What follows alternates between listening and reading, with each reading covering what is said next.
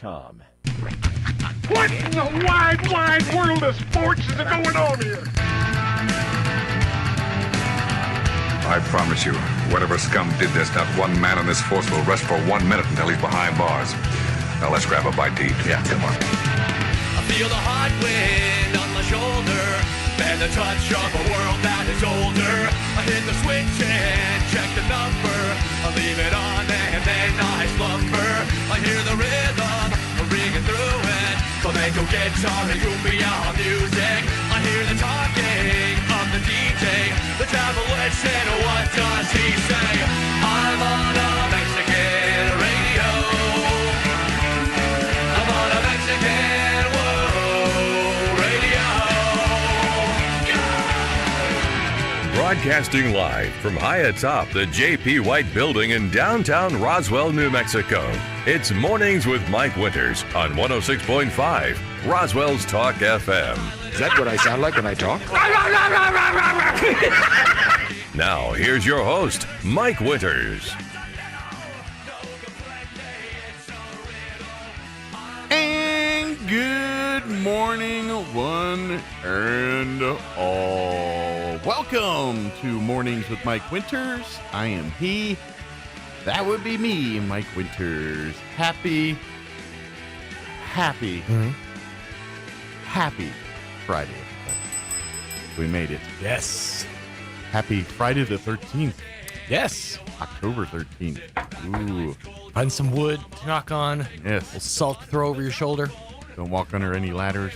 You know what the salt is? The salt thing is? I've heard it, but I can't remember it right now. They say that, okay, so in Latin, the words right and left are dexter for right and sinister for left. Yeah, I've always known the So they lefties say that what you should do is throw salt over your left shoulder because you're throwing it in Satan's face, essentially. You're throwing it into the face of demons. Yeah. And That's that why- keeps the demons at bay. That's why some, over the history of time, some of us lefties have been Persecuted. Yep. But happy Friday the 13th, everybody. Yes. Happy McDonald's Friday the 13th. Ooh, that's scary good. Friday, October 13th also. I know, yeah. It's full on Halloween like. I just did a story about it. It's actually our second Friday the 13th of the year. The first one was in January. Oh, okay. I was thinking October 13th. How do we have two of those? Yes, we had it October 13th in January? What? Well, and I am not a superstitious guy per se. Per se. Except like two areas. Okay. One, when I used to play hockey as a goalie, I was superstitious. Well, generally, sports fans Yeah. tend to be superstitious in those aspects. Like I had to hit the pads. I had a whole.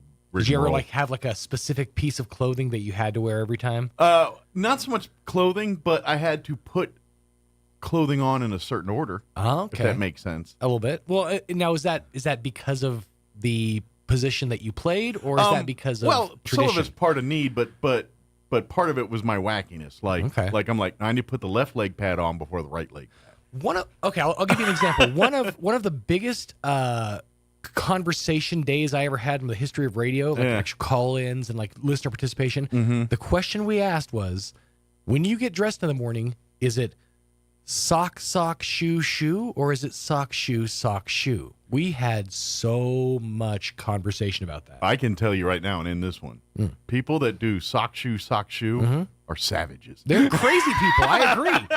Because even if you're like, let's say your other shoe's all the way over there, you're having to like hobble around your house. Yeah. There's a whole thing. But there are some people that go sock, shoe. And a lot of it's because of like past instances where they had to have protection over their foot as soon as possible, things like that. So yeah, it was, or I've had people go sock, shoe, or sock, shoe, double socks. Well, I mean, Yeah. if the environment dictates it, you need double socks, and so be it. So, but there's those kind of like, weird like traditions, or in some cases people think it's like, if I don't do it this way, Right. And that's an OCD thing very much. Yeah. Like, But I got just a of it. Not Yeah. like just a hint of it, enough to keep me sane. I think I've never walked under a ladder, but that's mostly because I'm 6'1", Yeah. and it's harder for me to do so. Now, the I ain't gonna lie.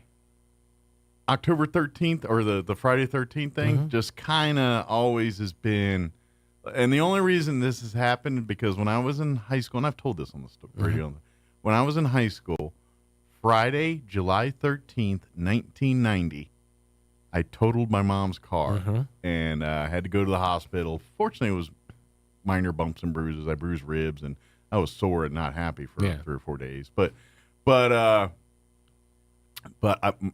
mom never let that up. Of course. But and this is back, by the way, when cars weren't just made of like carbon fiber and just disintegrated. This is back when they were tanks. No, so you not this crashed one. steel into steel. Not this one. Okay. It was my mom's 1985 Ford Tempo. Fair enough. I was trying to give you the benefit of the doubt. Now, my first car. Now, if it was my car, which was a 1978 Buick Regal. Nice. Oh, That that's was a tank. boat right there. That was the boat tank. Yep. We had Sky blue, by the way. We had a like deep blue, like a dark blue Chrysler LTD. God only knows what year it was, but that thing was like solid steel and no heater in the mornings. It was the coldest commute to school.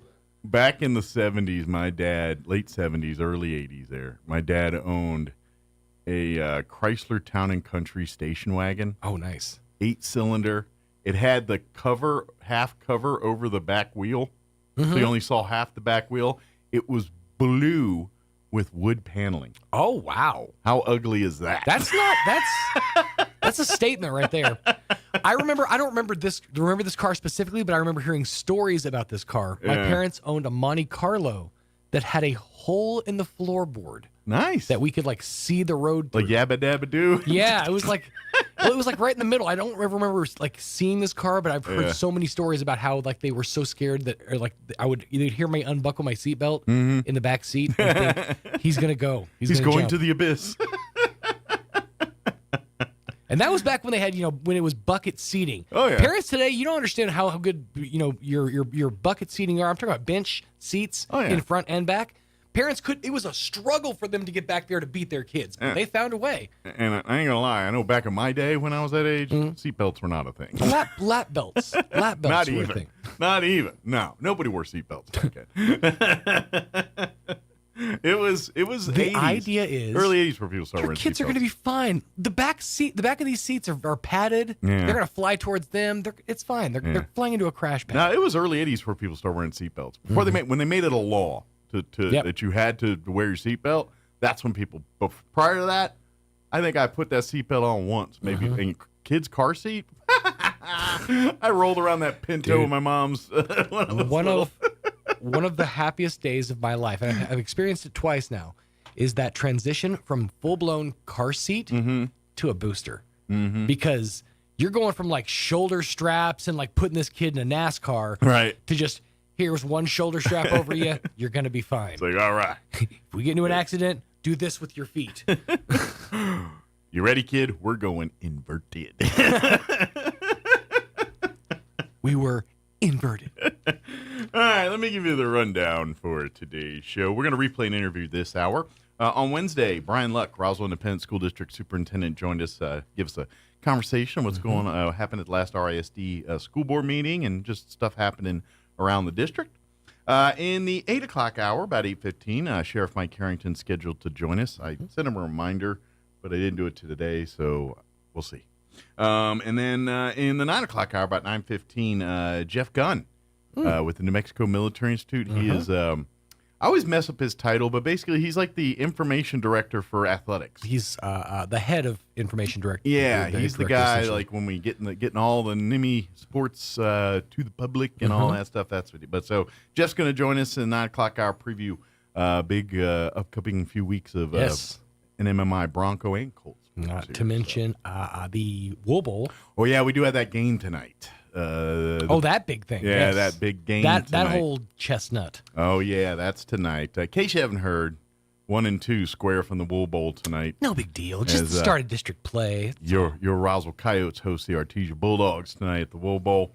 We will have that game for you on the radio right here at 106.5 Roswell's Talk FM, beginning probably around 6:40-ish for pregame with kickoff around 7. We will also have live streaming video at ksvptv.com now. Bulldogs fans, We've got your perspective on our 990 AM or on the Bulldogs channel. Yep. Coyote fans, you guys keep it right here and or on the Coyotes channel. Now, before any of this listening on the radio, watching on the video nonsense, we better make sure that Wool Bowl's packed first. Oh, yeah. Yes, fill up the Wool Bowl tonight. I'm hearing great numbers. I was hearing, talking to the coaches and some of the other staff over the week, and they were all saying that they all heard ticket sales are up, which is good.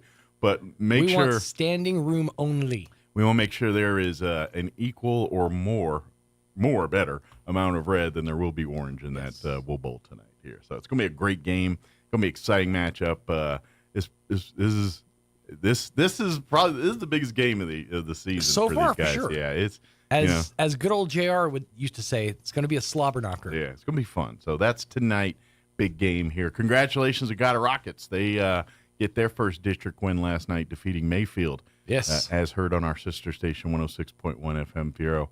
Thanks to Jeff and Bob there in Cruces. They did a great job calling the game for us last night. So appreciate that.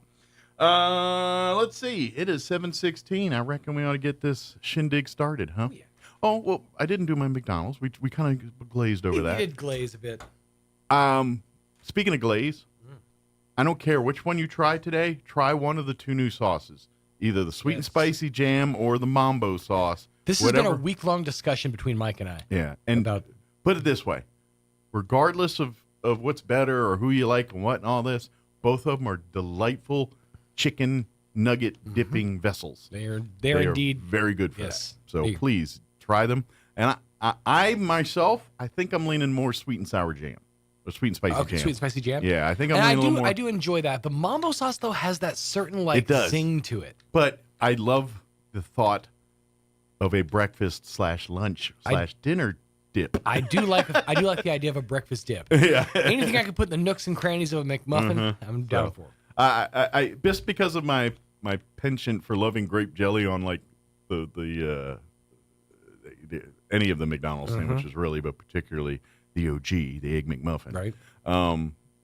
This like the sweets that like confirms that like, see, I'm not crazy, people. This is a great combination. That cements that. Not just I do this. McDonald's believes in this. Yeah. There you go. And they took it up a level. Well, so visit any McDonald's, download the app, utilize it. I've used it a couple times this week, and it saved my bacon on this busy week. So, yeah, and the OG. They got regular bacon, too. But big thank you to McDonald's. 7:17, let's get you up to date on the weather. I'm meteorologist Steve Hamilton with your Pecos Valley weather. Things look pretty nice today. Comfortable daytime highs in the mid-70s as high pressure moves in to take over our weather pattern through the weekend. We'll be getting sunshine through the day, might be a little bit breezy. Overnight will be clear with upper 40s, and then we're looking at low to mid-70s and lots of sun coming up for Saturday. Upper 40s and clear Saturday night, mid-70s, and sunshine for Sunday. That's your latest forecast. I'm meteorologist Steve Hamilton.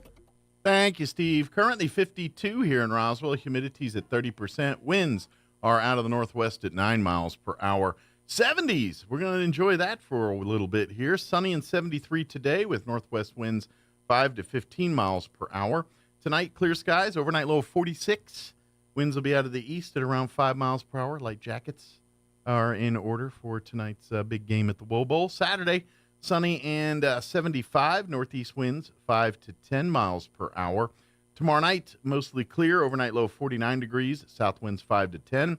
Sunday, sunny with a high of 75, east winds 5 to 10 miles per hour. And Monday, when you head back to work and school, sunny and 77. So nothing to complain about, just beautiful, great fall weekend. All right, it is 7:19. We're going to take a quick 2-minute break, then we're going to play our interview with Roswell Independent School District Superintendent Brian Luck after this. Don't go away. Your locally owned and operated Big O Tires has the best deals on tires, brakes, oil changes, and more. Now through October 29th, get $70 to $100 instant savings on 4 select in-stock Pirelli, Goodyear, and Cooper tires. Plus, synthetic blend oil changes for just $24.95 and full synthetic oil changes for just $44.95. These savings won't last. Make an appointment online or head into Big O Tires today. Big O Tires, the team you trust. Let the autumn fun begin at the Artesia Arts Council's 48th Annual Art in the Park, Friday, October 20th, 2 p.m. to 8 p.m., and Saturday, October 21st, 8 a.m. to 6 p.m. at JC Park in Artesia. Stroll through the park and find unique items from many fine arts and craft vendors, food trucks, live music, and more. Buy a chance to win a cake at the Artesia High Band Cakewalk, an annual tradition at Art in the Park. Bring the whole family to this fun fall event. Art in the Park, Friday, October 20th and Saturday, October 21st at JC Park, 1710 South 26th Street in Artesia. Paid for by Artesia Lodgers Tax. At Richland Motors, it's never been easier to sell or trade your current car, truck, or SUV for a newer model to hit the road in. Even if you don't purchase from Richland, they want to buy your vehicle for top dollar. But if you do buy from Richland, don't forget, they're the home of the powertrain warranty for life. That's a whole lot of confidence for you. See Richland for details. 2nd and Sycamore and 1309 Southeast Main. Are you ready to make a real difference in your community? Introducing the New Mexico Army National Guard. Serve your community with pride and become a part-time hero. Join our dedicated team and enjoy the adventure of a lifetime. Get full-time benefits without sacrificing your current career or education. When disaster strikes and your community needs assistance, you'll be there to lend a helping hand. So don't miss out on the opportunity to receive education, adventure, and financial stability, all while serving your country. Get started by calling 1-800-GO-GUARD. If you suffer from poganophobia, you would not want to attend a party with the following people: Kenny Rogers, Santa Claus, Willie Nelson, the cast of Duck Dynasty, and 2/3 of ZZ Top. Here's Mike Winters. And good morning. It is 20 minutes after 9 o'clock, and joining us in studio this morning from Tobosa Developmental Services, we have Michelle Pruitt.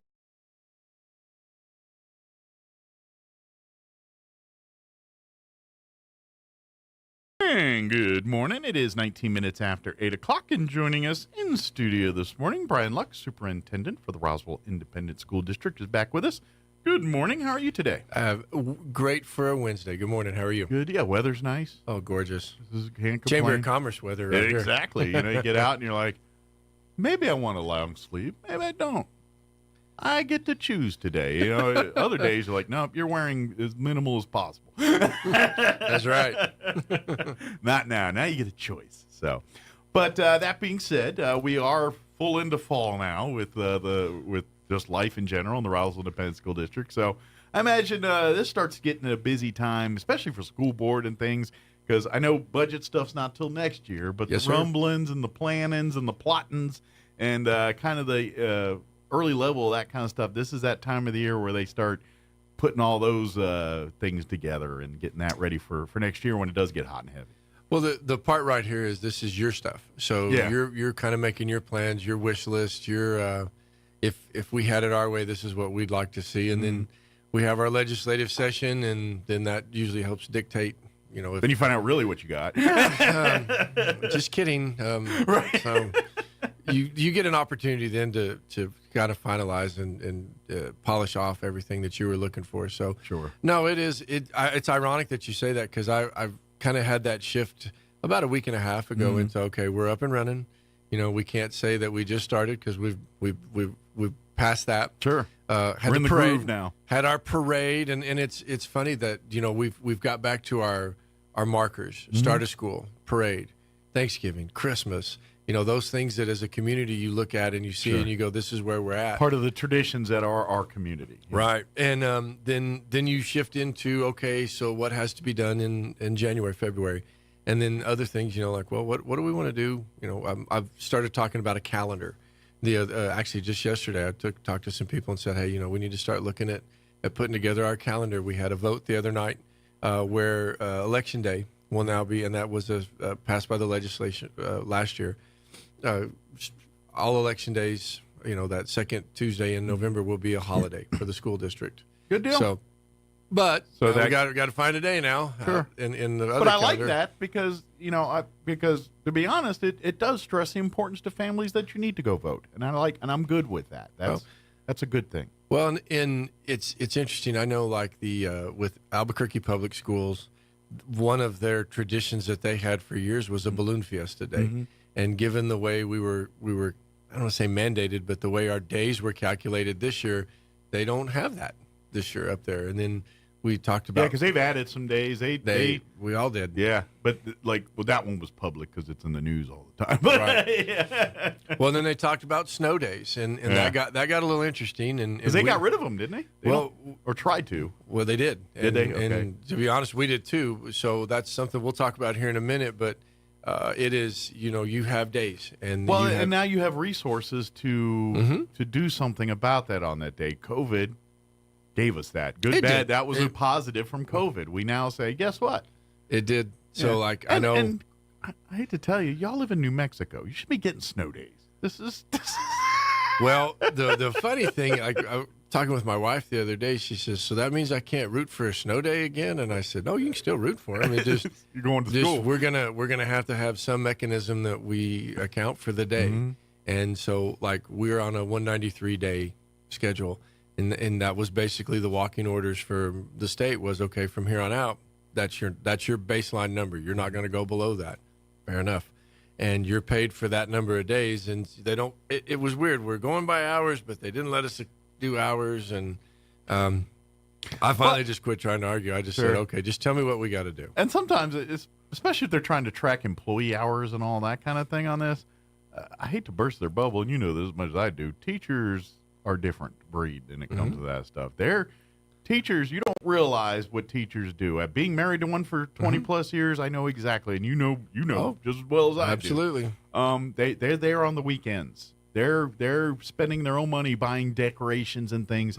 Teachers do everything on their own accord, so it's kind of hard to quantify their hours sometimes. Well, and I've had multiple teachers have told me, and I can remember years and years of people saying, "Well, I'd it'd be nice if I was paid hourly," and I was like, some yes, some no. It's like let's stick with what they give us right now. But I think overall, we're off to a really good start. That's good. We've got almost our 40-day count comes up on Friday.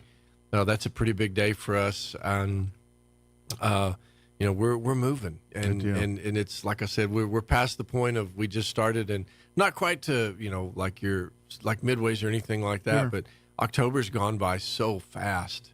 Yeah. The August, September, we knocked those out lightning quick, and like I said, we'll be in mid-November before you know it, and I think by the next time we come back, I mean, we're halfway through November before I come back to talk to you guys. Yeah, again. it just So- zooms by.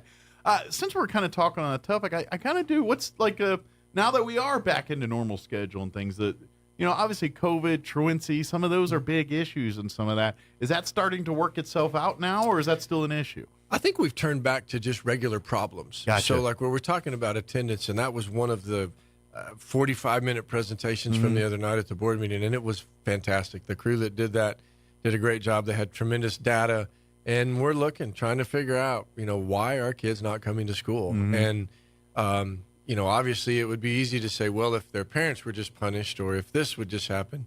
But at the end of the day, there's a reason. And, when you're dealing with somebody strictly off of a punitive nature, well, that doesn't really do anything. I mean, if People are going to try to hide it, Right. and then other people are trying to seek it out, and you're creating a divisive situation, right? Instead of trying to solve the problem. Right. You're trying to find out who's responsible for the problem, and that's not the same thing.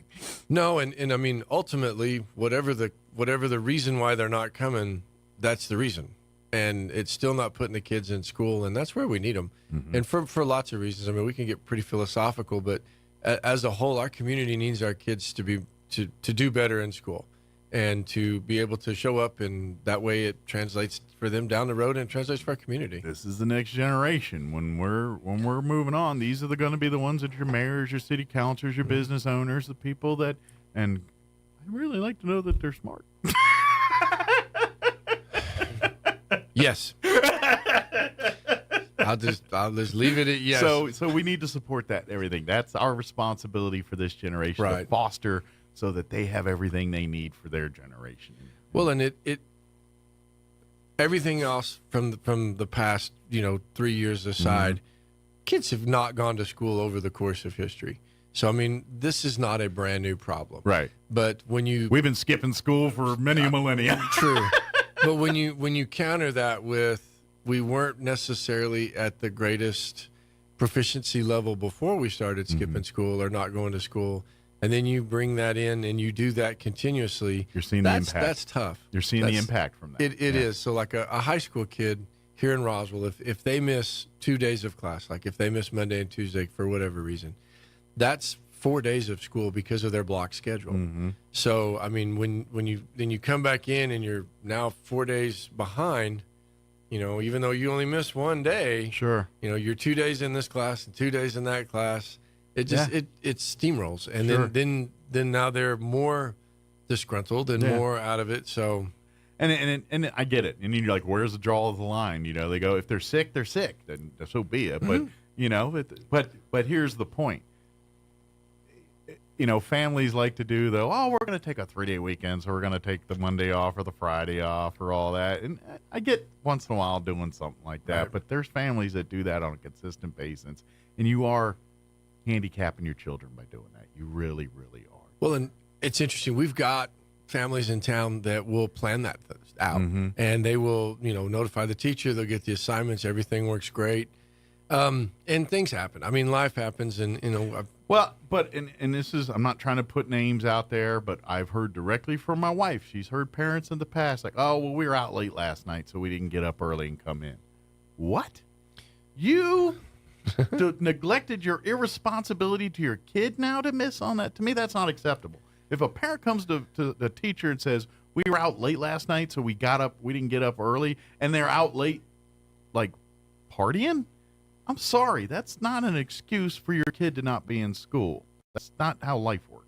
Well, it teaches them that too. Yeah. And then that just kind of it's a circle. Yep. And again, we're looking at trying to find the root causes to this, and some of them just don't want to be there. And, mm-hmm. and again, that's one of the things with our high school redesign is, okay, well, what can we do? Right. So at the end of the day, one of the things that I've tried really hard to do since I got there, and I've just tried to take over from the people that were there before me, is just because it's been that way doesn't mean it has to stay that way. Right. And why? And, let's look to try to make it, and we want to leave it better than we found it. Sure. And I found it pretty good, so it's going to be really hard to leave it better. But we get up every day and we go to work and we try to make sure that our kids are wanting to be there and sure. And do the best we can. Well, and that's for just them. it. And at the end of the day, that's what the school board members and the teachers, everyone's just trying to do the best with what's there and doing what they can with Right. it. And sometimes it works great. Sometimes there's a lot more hurdles and obstacles to get that done. True. But True. if you think about it, the amount of moving parts involved in a school district with the kids, and let's face it, it's a polarizing thing. You mess with people's kids, they're going postal on you. And so you deal with a lot of emotion in the educational industry, as you should, because people care and they want them to care, and you want that. But we all got to realize, we got to do what's best for the whole thing.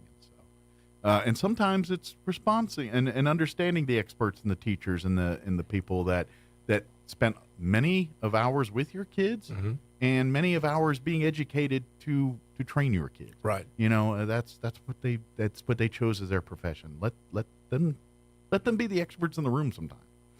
We all need to remember that. Absolutely. However, but you're right. It's one of those. I'm so boxy all day today. I've been preaching all morning. I don't know why. They let me know before I got in here. I'm in a preachy mood today. I don't know why, but it's just we as parents and people need to be more responsible sometimes. And unfortunately, guys like Brian can't say that because he's a But I can tell you, as a husband of a teacher, parents do dumb things and say dumb things, and we have to put up with it because people get mad if you don't. And I'm sorry. Sometimes these parents need to be put in check. One of the things that I have found is onto the board meeting. Right. No, and I will say this. I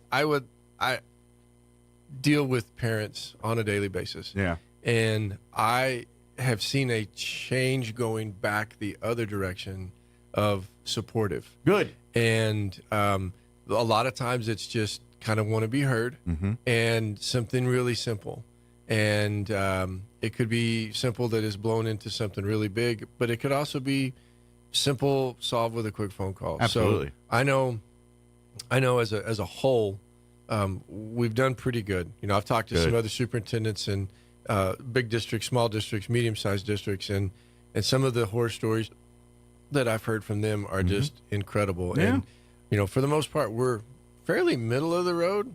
I mean, we're going to veer, here and there, but I would like to think that the town in general recognizes where we're at. That's good. I'm glad you guys are seeing that. Yeah. And I'm glad it's shifting back to more rational normalcy on some of that. I think so. Good. I think we've established that we're going back to work. Good. And that we have a mission, and that when you publish your data and you put your stuff out so that you can show people, this is our roadmap, this is where we've been, this is where we are, this is where we want to go. It does help. Yeah.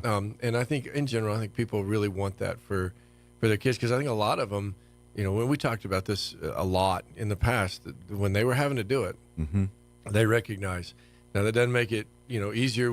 They're still your kids. Sure. And when they come home and they say things, you're still gonna do what you're gonna do and react the way you're gonna react. But I would say overall, we've been off to a really good start. Till I said that. But no, I'm excited just to see where we're going. That's good. I mean, we had a really good board meeting the other night, and it was interesting because it was almost like everything just kind of aligned at the same time. And we had some really good reports. We had a pre-K report from our Parkview group, and we have an early childhood program. A lot of people don't know that in our district. We have 3-year-olds and 4-year-olds, and the 3-year-olds are all at Parkview, and the 4-year-olds are scattered at multiple sites around the district. And if you've never run into a 4Y classroom, that is a foreign experience for me. I was a secondary guy, and so I'm having to kind of learn the lingo with them. But they got a few more needs than them high school kids. Boy, that's another show all of its own. Different needs. All of its own right there. I'm not gonna take that bait. But Sally Green, Danielle Ortega, they brought in their team. They did a phenomenal job with talking with the kid, or talking with the board. Giving them an overview of what they do. Then our attendance team jumped up and gave a quick presentation on what we're doing, what our data shows. Good. And that was the thing that I wanted to emphasize with the board. We had a moment, and I just said, our data is what our data is. We are who we are, and we know that, and we're not going to hide from that. We're not going to run from it. So it's transparent. Well, and yeah, the numbers are the numbers, and you're always wanting to make the numbers better. No matter how good the numbers are, you want to make them better. That's the whole point of this. We want to do that. So you're right. It's and you got to be, and you said the numbers are what the numbers are. If you're not honest with yourself on that stuff, how do you fix it? And so I love that. That's the mindset. Yeah. Hey, we do it, and we got room to grow, or we got, there's always room to grow. No matter how tall you are, there's still room to grow a little bit in this kind of world. So. Well, the next presentation that came up is something that I wanted to kind of focus on today, which is our bond election coming up. We have 2 items up, our SB 9, which is our mill money, which is how we do our general repairs on our buildings. Yep. It's sort of a formality for the public, because it's not really, you're not going to see raises in taxes on this kind of stuff. No, sir. But it's asking permission to redo these bonds, reissue these bonds, and and this is, we're getting that time of year where you see when you go to vote and you see the bond C, D, the mill levy bonds. These are all how funding happens for the schools, or the senior center, or some of these the libraries and the college institutions. These various bonds help with that. Technically, guys like Brian can't tell you to vote for it, but guys like me can. Yes, vote for this stuff. It's not, you're not going to notice a difference in your taxes or any of that stuff, but this is vital money that your schools and your libraries and your colleges all use to earmark for projects and things. Like a lot of the renovations you're seeing at NIMI, over the summer and all that, those are bond issues. Right. The stuff with security down at ENMUR and stuff, that's all because you guys voted yes on some of these bond stuff. Many of the stuff you see that the happenings through the RSD right now, money supplied through these mill levy and bond stuff. This is important. And so there's one for libraries, there's one for higher learning institutions, there's this mill levy. I believe there's a senior center one usually too, or something like that. But I always say support these because it's services that you might need someday, and it'd be sure nice that they're available, when you need them. I know I was handed a torch to try to finish the buildings in the district, the schools, and some people that were very forward-thinking, Mr. Gottlieb, all the other superintendents, Mr. Burris, Ms. McElroy, they grabbed those and pushed those projects forward so that we could have a brand new Del Norte or an El Capitan, and we've got 2 left that we don't have currently in the pipeline. So Mesa Middle School is finishing up, right? With Nancy Lopez hot on its heels, getting ready to start construction soon. Good. Those 2 are in the pipeline. Then we're going to move over to Mountain View, and then hopefully Washington Avenue. So those are my 2 big pushes right now. And then it'll be time to start over again. Then we've got 2 other small schools that we've got to worry about. But and this is such a great, and this is where I have a unique perspective a little bit on this, because I moved to Roswell right out of the military, right around 2000. That was about the time Roswell became my home. I met my wife and everything. And that's really at the time where this shift happened, because at that moment, if you looked at schools in 1999, 2000 in Roswell, most of them were out of repair. They hadn't had money invested in them in many years, because we were a retirement community. We didn't have the number of kids we used to. But that shift's changed immensely over the last 20, 30 years here. And people got smart back there around that time and said, we need to overhaul and invest. And all those superintendents you mentioned earlier, everyone have had a plan in keeping that thing going over this last 20 years, and we're almost there. That's what Brian said. We're at that last spot where we're finally there, and so.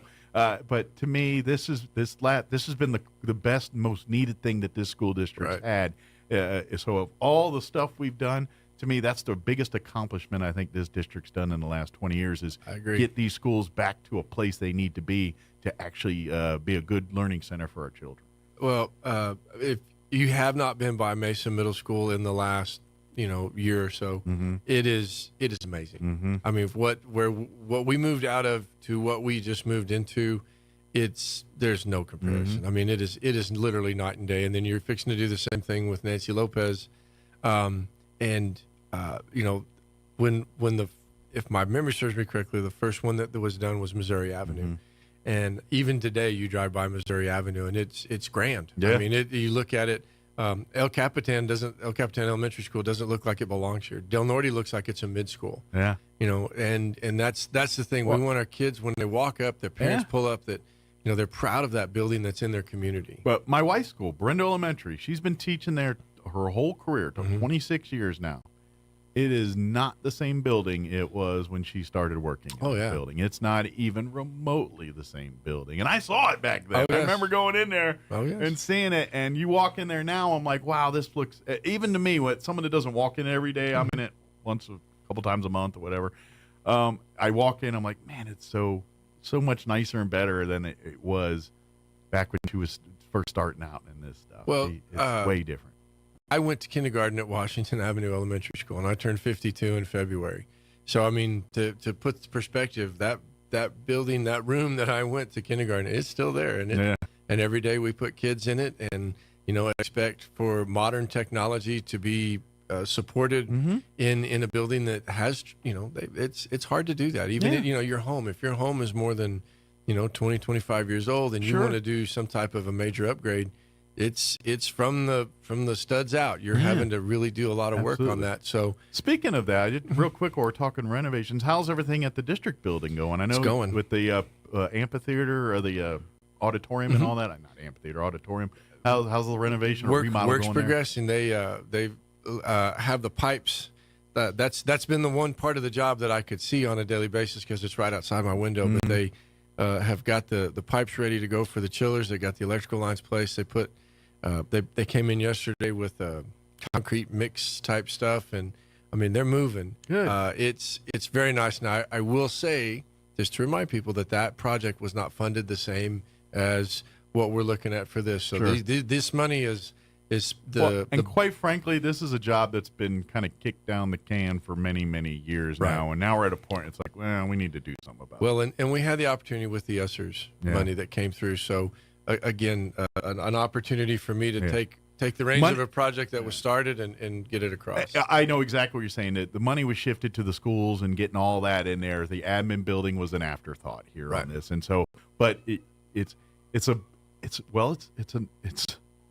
that building is really a landmark because it's an old school and still looks like an old school. Well, but it's still nice. Radiator heaters in the room, and it just needs to be modernized. Yeah, it needs to have the amenities of a modern building, and it will. I mean, our plan with that is summer. But it's such an iconic building. And to be able to walk into that auditorium to Pueblo, and the sound, the acoustics in that room, and actually to go flip a switch and have the air conditioner turn on, and it be cool in 5-10 minutes or heated in 5 to 10 minutes. Such a nice luxury. It would be very nice. It would be very nice, and we look forward to using it a little bit more. I do for that too. But I think to put the bow on the other part, I'm encouraging people to go vote.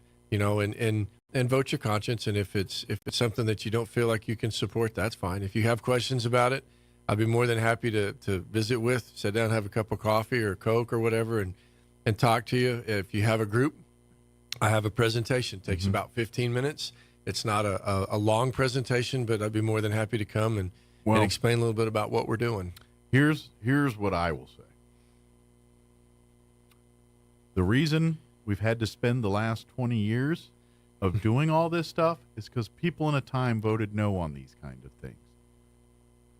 I get what you're saying if you want to vote no, but you consistently vote no on this, all the great work that's been done will be undone within the matter of years, because if we don't do this kind of thing, that's why now again, he's got to play Switzerland on this. I'm not that guy. I'm a dumb DJ. I can say what I want, and it would not benefit this community by you voting no on those things. You would actually hurt it more, because even if you don't have kids in the system and any of that stuff, guess what? You pay taxes, you eat, you drink, you water your lawn, you work and live here. Those people that you're supporting are going to be the people that are in your lives doing these things and making sure all that. So if you want the best amenities in your community, you need to support the schools by providing them with the best amenities to do their job. And that's really all we're asking is just if you get out, participate in the process.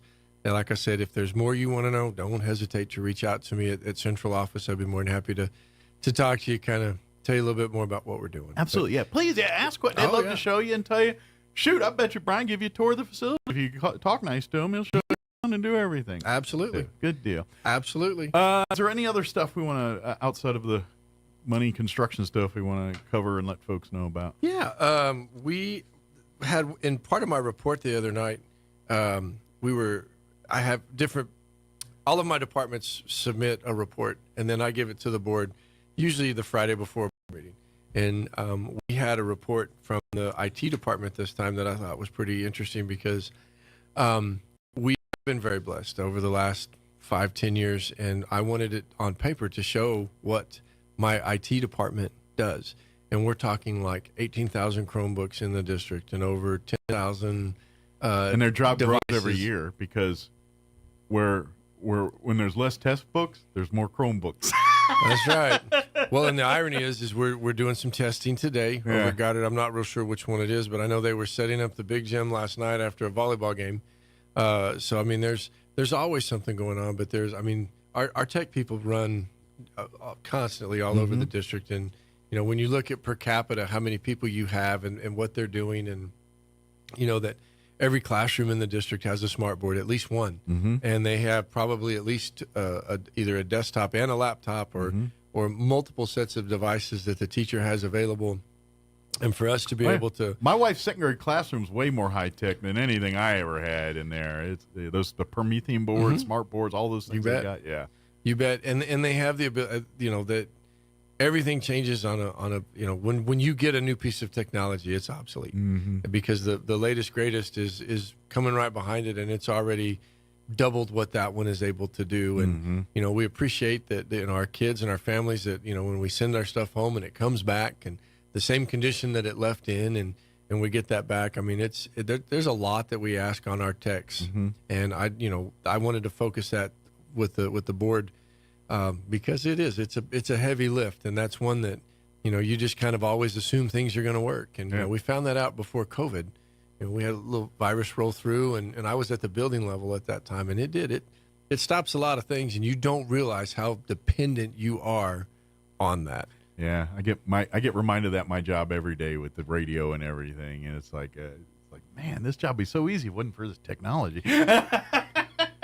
Well, and I tell you what's interesting, but it's necessary. And this is a huge compliment to Gene and to the boss. Mm-hmm. People have come to, I don't say depend, but they rely heavily on what your company does. Yeah, and we try. I mean, sometimes the internet beats us on certain days, or the equipment beats us, but we do try to do our get the best stuff out there. Well, and you get spoiled. I mean, from a ball game that's in Farmington, and what do you mean you only have audio? And it's like, do you realize what that would have taken to do the other? But and then you step back and go, wow, I've really gotten spoiled with what they do. And that's that being said, Goddard is playing tomorrow night. Yes, because of district play.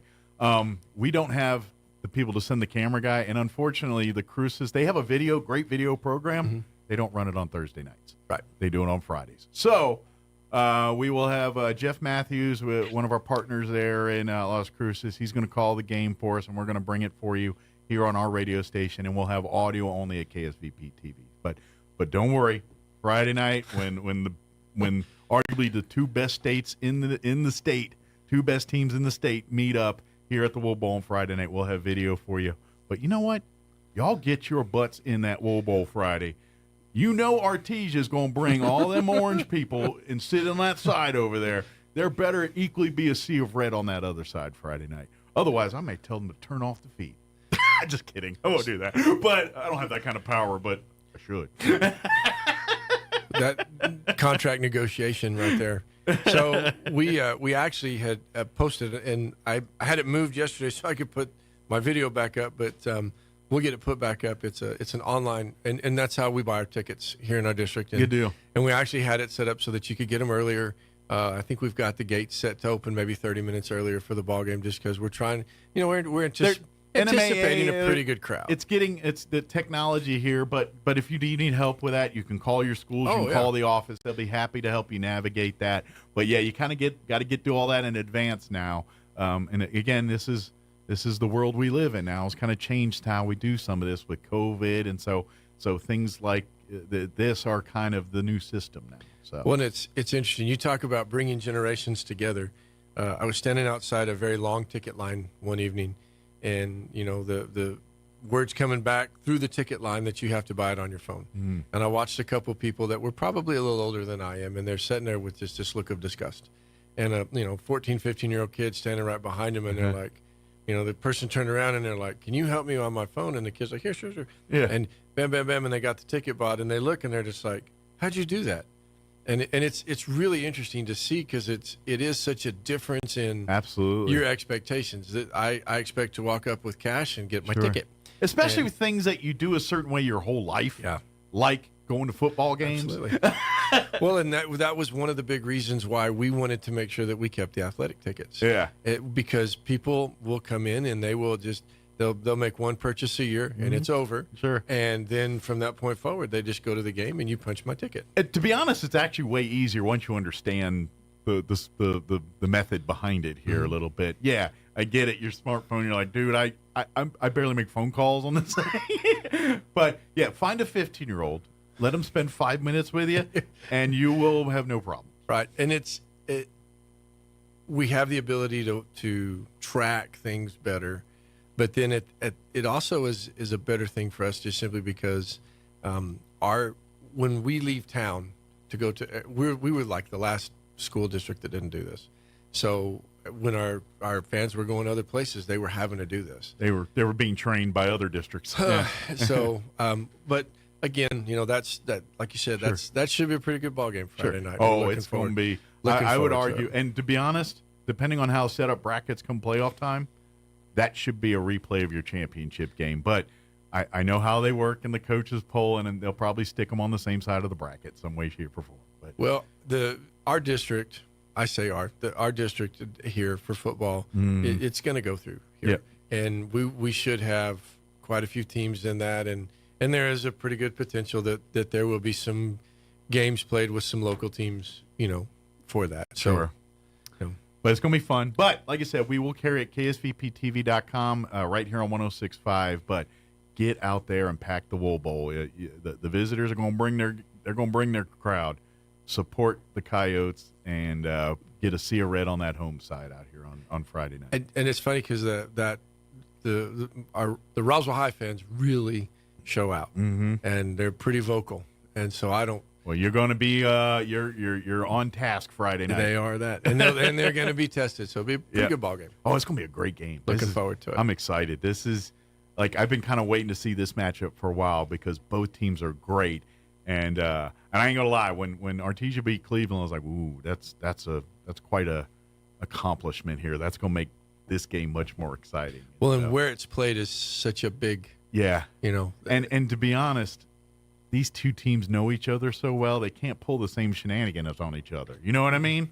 Like they know each other's tricks, so they can't kind of pull the moves they pull on the other schools on each other. So it's going to be a good game Friday night. So get out there. But tomorrow night equally great game. Yes. Mayfield. That's going to be a fun game to listen to. Jeff Matthews does a great job calling that game. Kickoff will be about 7. As far as breaks and all that, I'm kind of at the mercy of their clock, so I'm just going to play by ear what they do, and so we'll have it for you here on. Well, then Las Cruces isn't that far of a drive, and they have good food. And if you got the time, get on over there. Field of Dreams is a neat. Absolutely, it's a neat venue. It's a great football venue, and Cruces always puts on a good show. If you're a burger guy, I never had a Five Guys burger. They got a Five Guys, and Cruces hit it on the way there, and then guarantee. I'm from D.C., and that's where they came from, so I know before. Those burgers are no joke. Even before Obama ate one, I knew. All right, it is. Sorry, did we miss everything? No, I got in my own little world. Nope, we got done, Brian? We're good. Good deal. Thank you, Brian. Appreciate it. And if anything else we need or anything special, please reach out. Let me know. Whatever. We'll, if it doesn't line up with our normal monthly thing, please let me know. We'd be happy to do it. Please show up to vote. Absolutely. Vote. It is 8:54. Let's get you up to date with news. Quick break before, quite frankly, more news. Don't go away.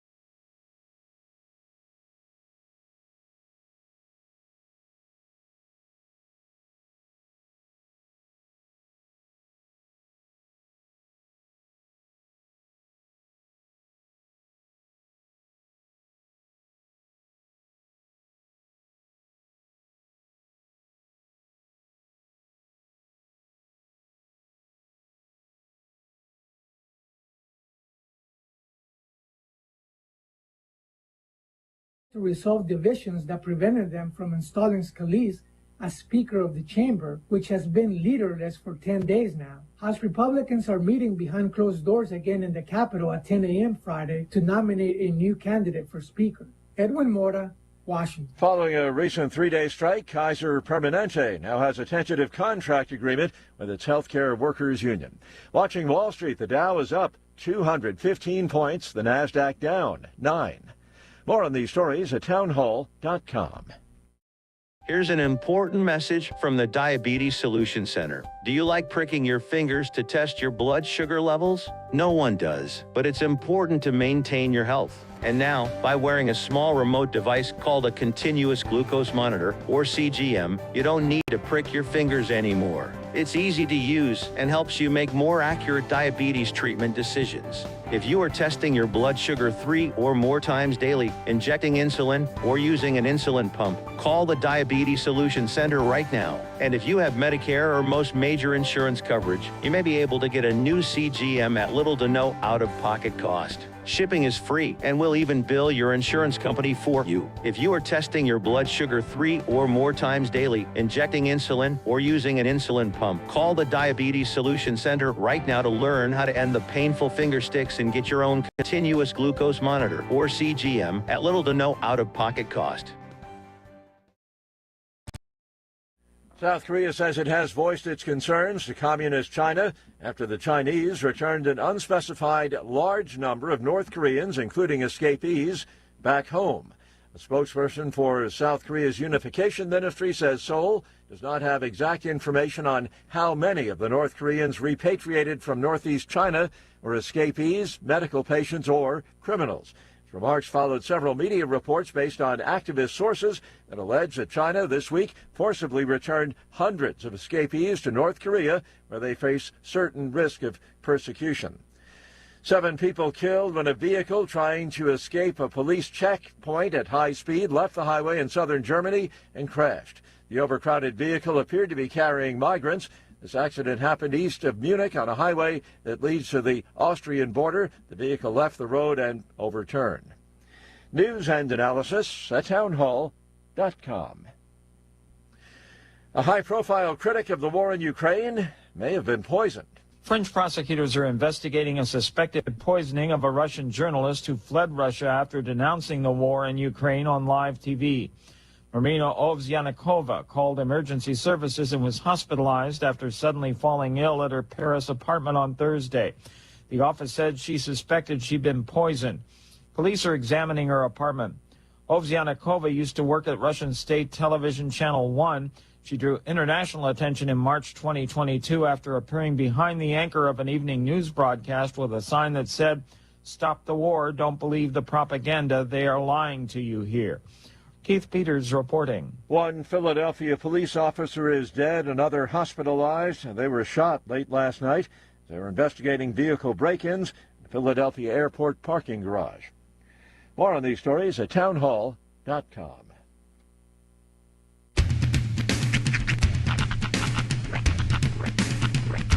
What in the wide, wide world of sports is going on here? I promise you, whatever scum did this, not one man in this force will rest for 1 minute until he's behind bars. Now let's grab a bite to eat. Yeah, come on. I feel the hot wind on my shoulder and the touch of a world that is older. I hit the switch and check the number. I leave it on and then I slumber. I hear the rhythm ringing through it. Flamenco guitar and cumbia music. I hear the talking of the DJ. The traveler said, what does he say? I'm on a Mexican radio. I'm on a Mexican radio. Broadcasting live from high atop the J.P. White Building in downtown Roswell, New Mexico. It's Mornings with Mike Winters on 106.5 Roswell's Talk FM. Is that what I sound like when I talk? Now, here's your host, Mike Winters. And good morning. It is 6 minutes after 8 o'clock. Welcome to hour number 2. The Deuce. Mornings with Mike Winters right here on 106.5 Roswell's Talk FM. You're lucky. It's only hour 2. Hour 3, he would have pulled that note another 30 seconds. Oh, I would have done the whole thing. And I did it because when I came in this morning, because you mentioned the oldie station, by the way, thanks to our stepsister station for carrying the... Cool FM, yeah. Yes, Cool FM for carrying the game last evening. Yeah. But they were an oldie station. They play some pretty awesome music. Yeah, I was jamming out for about 45 minutes before kickoff last night, just listening to the oldie station. When I came in, it was the song These Eyes. Oh, yeah? And so, of course, as soon as you see that, you have to do that thing from Superbad. These eyes are crying. Yep. These eyes have seen a lot of love, but they're never going to see another woman that I have with you. You know what I'm actually thankful for? Because what you did there just reminds me of a thing that was a thing back in a time, earlier time. Okay. But I think we've just outgrown it. And it was the infamous scene from Top Gun 1. Okay. Where they're at the bar and she lost that loving feeling. Yep. How many bars did you go to in the 90s and 80s? Well, you didn't, or Yeah, I never did. But... And there was some clown trying to pick up a woman. You better close your eyes anymore. That is cringe, height cringe. And if you are a woman in a bar in the 80s or early 90s, and you fell for that, you deserve what you got. Well, it only works if you have a gaggle of guys doing it. Yeah. If you do it solo, it's got to be like a military bar thing. Yeah, you got to work that one out, because the part where you hit the baby, you better have your chorus join in with you, because if you don't, you look like a fool. Because we're just going, baby, and everyone's like, no, dude. Well, that song also kind of starts off very talky. Like, you never close your eyes. Right, yeah. Like, it kind of starts talky, so you can kind of work your way into it. Sure. Kind of like, I'm just going to talk this out and see where it goes. Maybe I'll start singing. Yeah. But once you get to the baby, yeah, that's when it's you committed at that point. They made a faux pas. If they wanted a talky song during the 80s, actually this one might have been slightly after that movie, so maybe they couldn't. In Excess, I Need You Tonight. The perfect karaoke song for people that can't sing. He literally talks that whole song. Yeah, he does. I need you tonight. Over here. He's barely singing in that song. I need Your moves are so raw. He's basically talking the whole time. He is. He's talking melodically. Yeah, and the theme fits right with trying to pick up a lady in the bar. Should have gone In Excess. No, I messed that up. The one time I slid up to a girl in the bar, I went, "It's been." It went bad from there.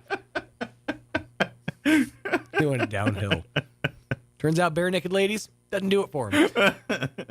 It is. I will say this: Bare Naked Ladies responsible for one of my favorite lines in the history of music. Yeah, and that's in the song.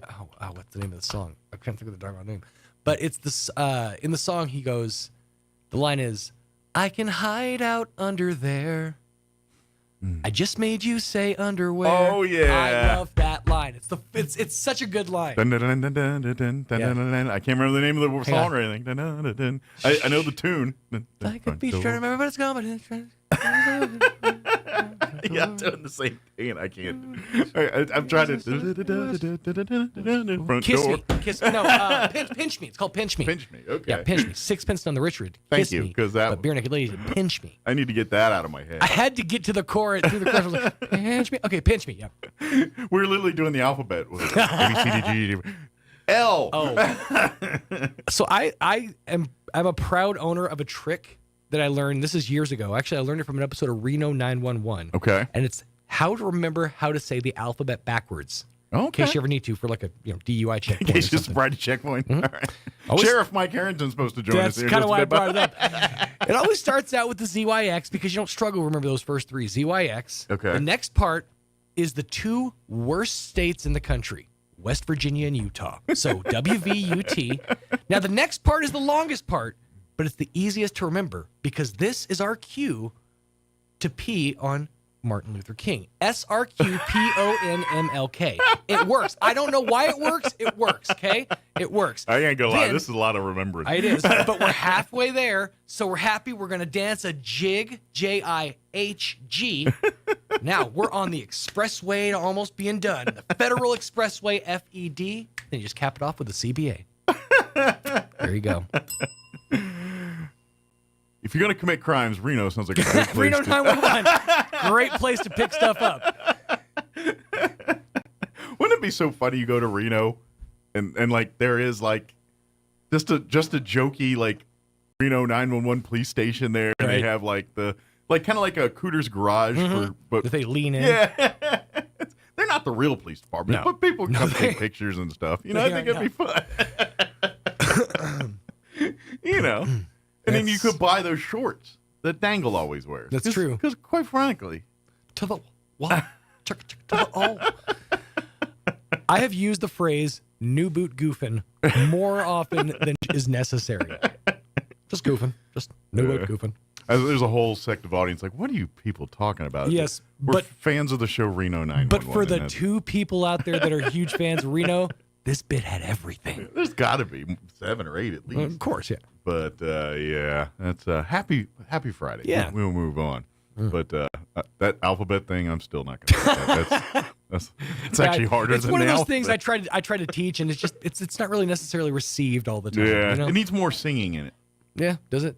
Well, I mean, I could do that. Oh, I'd have to work on it. I mean, think about it. 2 all beef patty special. I mean, I remember all that. You put it to tune, but I remember it. So I just got to figure out how to put it to the tune of "Life Is a Rock" with the radio rolling me, and you'll remember it. Got it. Oh yeah, but that's a lot of.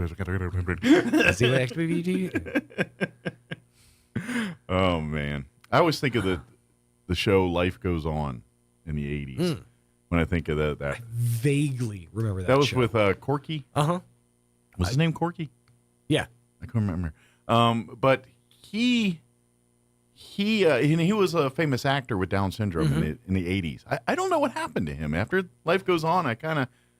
But life went on. There was a whole documentary about him, and that song was like one of his favorite. There was something about that song themed in the whole thing I watched. And really? So when I think of that song, I think of Life Goes On. That's kind of awesome, actually.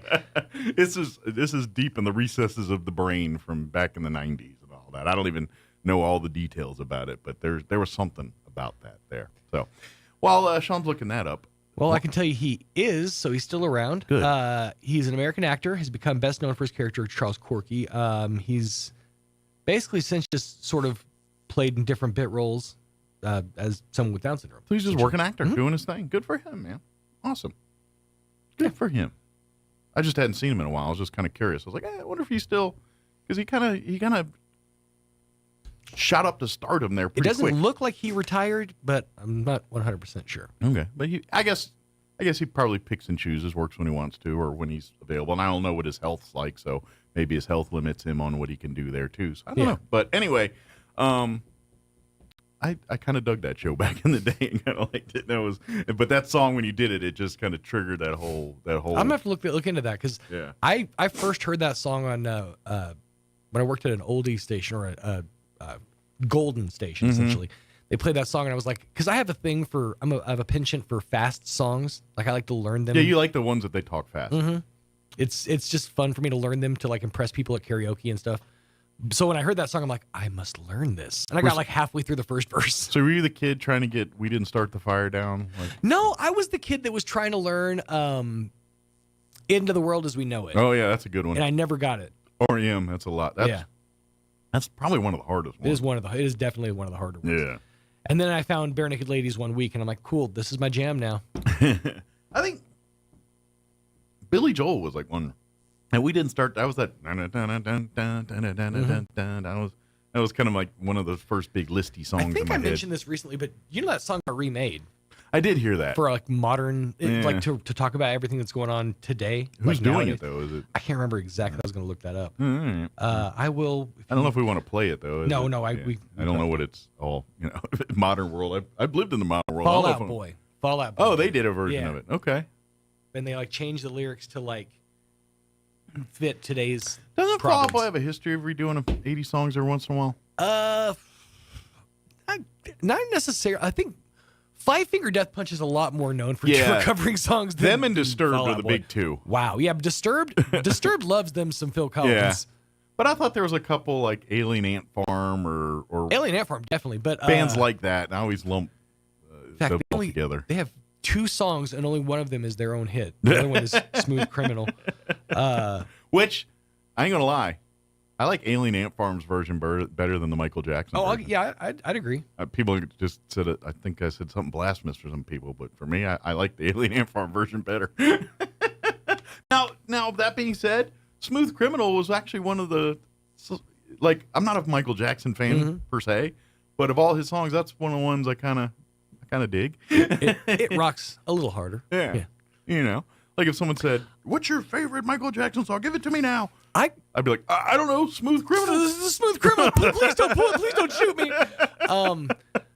I grew up in a weird, and I know this goes without saying, but I grew up in a weird time for Michael Jackson because I grew up in that time that Michael Jackson was just deified. Yeah.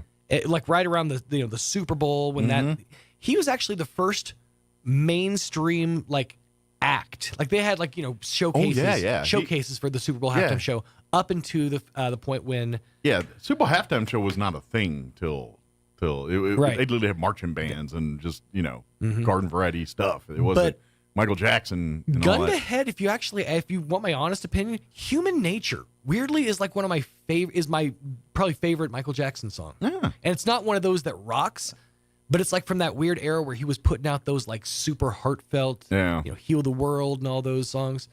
And that one's a little bit pandery to me, but that Human Nature song, there's a certain like note transition that he does in the chorus.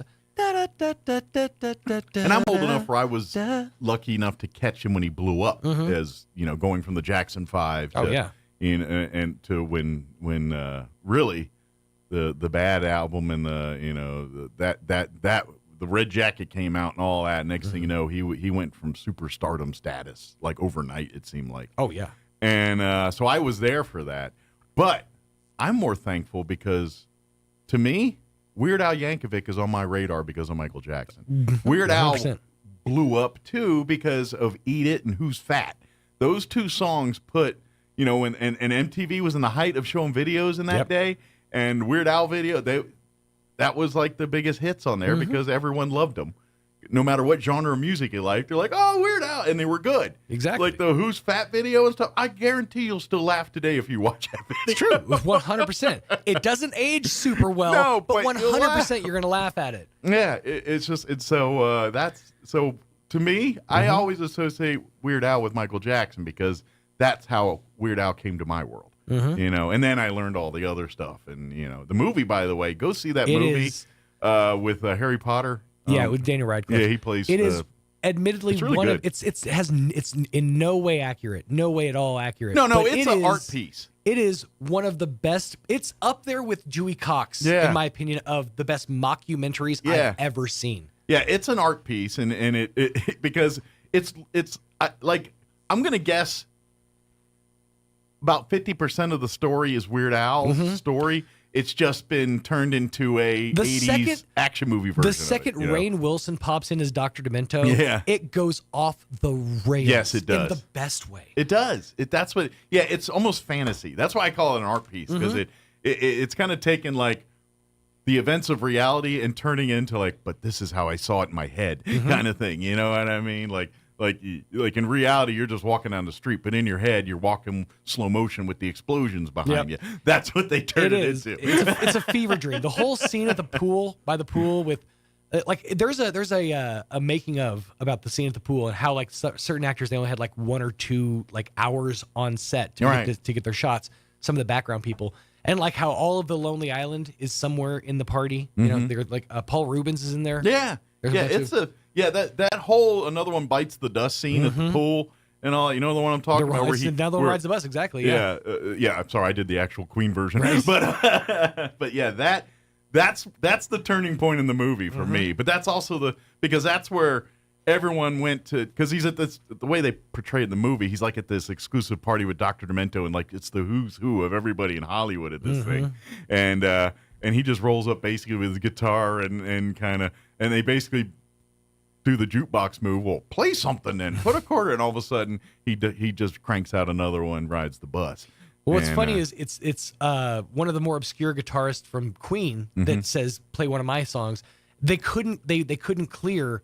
They would not give them Freddie Mercury, and they couldn't clear Brian May or anybody else from Queen. Okay. So they were like, well, we're just going to use some obscure guitarist from like their third run. He was in Queen from 1982, March of 82 He goes, June of 82. I'm whatever his name was. And they were like, who? He's like, guitarist for Queen from such and such to such and oh, okay. He's like he's like that that guy that was, what band was he from? Heart or no, not Heart. The guy that for a hot minute was the lead singer of Van Halen. Oh, between the David Lee Roths and the Michael Sammy something, Hagars and for like 30 seconds he was and I want to say he was like Extreme or one of those 80s bands that he was the front man for. One of those 80s like Extreme or one of the, no, it was I think you're right, it was Extreme. But hang on. Yeah, and he was pretty, and it lasted about, I don't even know if it went 6 Gary months. Sharon. That's and it. yeah, formerly the front man for Extreme. Yeah, that's that move right there. It is. All right, it is 8:22. We have not. Sheriff is not here, so it was Roy talking. Oh. He does voices. Right. He's working on like 3 or 4. So I think what we'll do is a replay an interview here. We'll give it a few minutes. Let's do this. Let's get you up to date with weather. We'll take a break. If I haven't heard from the sheriff by then, we'll pull up our interview we had yesterday with the folks from Tabernacle Baptist Church on Sunday. They're celebrating their 95th year anniversary celebration, so they're going to have special service Sunday, and then actually special services Monday, Tuesday, and Wednesday of next week too. So we'll go and play a break, do our weather here, and if we haven't heard from the sheriff by then, that'll be our backup plan. So it is 8:23. Let's take a look at your weather. Guess what? It's going to be nice. No complaints. If you like sunny and 70s, next 3 or 4 days, it's going to be your happy place. I'm meteorologist Steve Hamilton with your Pecos Valley weather. Things look pretty nice today. Comfortable daytime highs in the mid-70s as high pressure moves in to take over our weather pattern through the weekend. We'll be getting sunshine through the day, might be a little bit breezy. Overnight will be clear with upper 40s, and then we're looking at low to mid-70s and lots of sun coming up for Saturday. Upper 40s and clear Saturday night, mid-70s, and sunshine for Sunday. That's your latest forecast. I'm meteorologist Steve Hamilton. Thank you, Steve. Currently 52 degrees here in Roswell. Humidity is at 35%. Winds currently out of the northeast at 7 miles per hour. Sunday and a high of 73 today. Winds will be out of the northeast, 5 to 15 miles per hour. More goodness like that, too, all weekend. Clear tonight. A little chilly. Overnight low of 46. We're going out to the Wool Bowl tonight. Light jacket might be a good thing to do. Saturday, another beautiful day. Mostly sunny and 75. Northeast winds 5 to 10 miles per hour. Tomorrow night, mostly clear. Overnight low of 49 degrees. South winds 5 to 10. Sunday, another beautiful day. Sunny, high of 75. East winds 5 to 10 miles per hour. And Monday, sunny skies, a high of 77. So no complaints, just beautiful temps, light breeze, sunny, clear skies. Nothing to complain about for the next several days. It'll be good weekend weather. All right, it is 8:25. We're going to take a 3.5-minute break.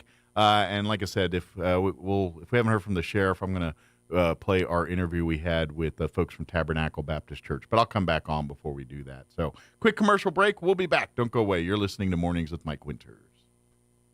Let the autumn fun begin at the Artesia Arts Council's 48th Annual Art in the Park, Friday, October 20th, 2 p.m. to 8 p.m., and Saturday, October 21st, 8 a.m. to 6 p.m. at JC Park in Artesia. Stroll through the park and find unique items from many fine arts and craft vendors, food trucks, live music, and more. Buy a chance to win a cake at the Artesia High Band Cakewalk, an annual tradition at Art in the Park. Bring the whole family to this fun fall event. Art in the Park, Friday, October 20th, and Saturday, October 21st at JC Park, 1710 South 26th Street in Artesia. Paid for by Artesia Lodgers Tax. If you thought it was cooling off, think again. The deals are just heating up at Roswell Ford. Get savings across the lot on a great selection selection of new F-150s, Super Duty Ford trucks, Broncos, and Raptors. Get 0 down, no payments for 90 days, and 0% on select vehicles now through October 31st. The aggressive lenders at Roswell Ford will take any trade, any condition, even if you owe thousands more than your car's value. And they'll work hard to get you approved. The deals are just heating up at Roswell Ford, the home of Tailgate Nation at the corner of 9th and Main in Roswell. What's that? Have you decided where you're going to college yet? There's so many choices. I'm still not sure. Well, I've decided to attend the University of New Mexico. It's the only Research One university in the state. It's the flagship, and their academic programs are among the best in the nation. The University of New Mexico? Can I still apply? Of course. UNM is New Mexico's best university, and residents of New Mexico get preference in admission. Apply now, and we'll attend UNM together. The University of New Mexico, New Mexico's University of Opportunity. Apply today at unm.edu. Christian author C.S. Lewis wrote this: "If we find ourselves with the desire that nothing in this world can satisfy, the most probable explanation is that we were made for another world. Frankly, this world's messed up. Every day on the news, there's another tragedy. What do we do with that? How do we handle the fallen world we live in? Well, I think we do like C.S. Lewis said, and we live for the next one. At Country Club Road, we're trying to live this kind of life together.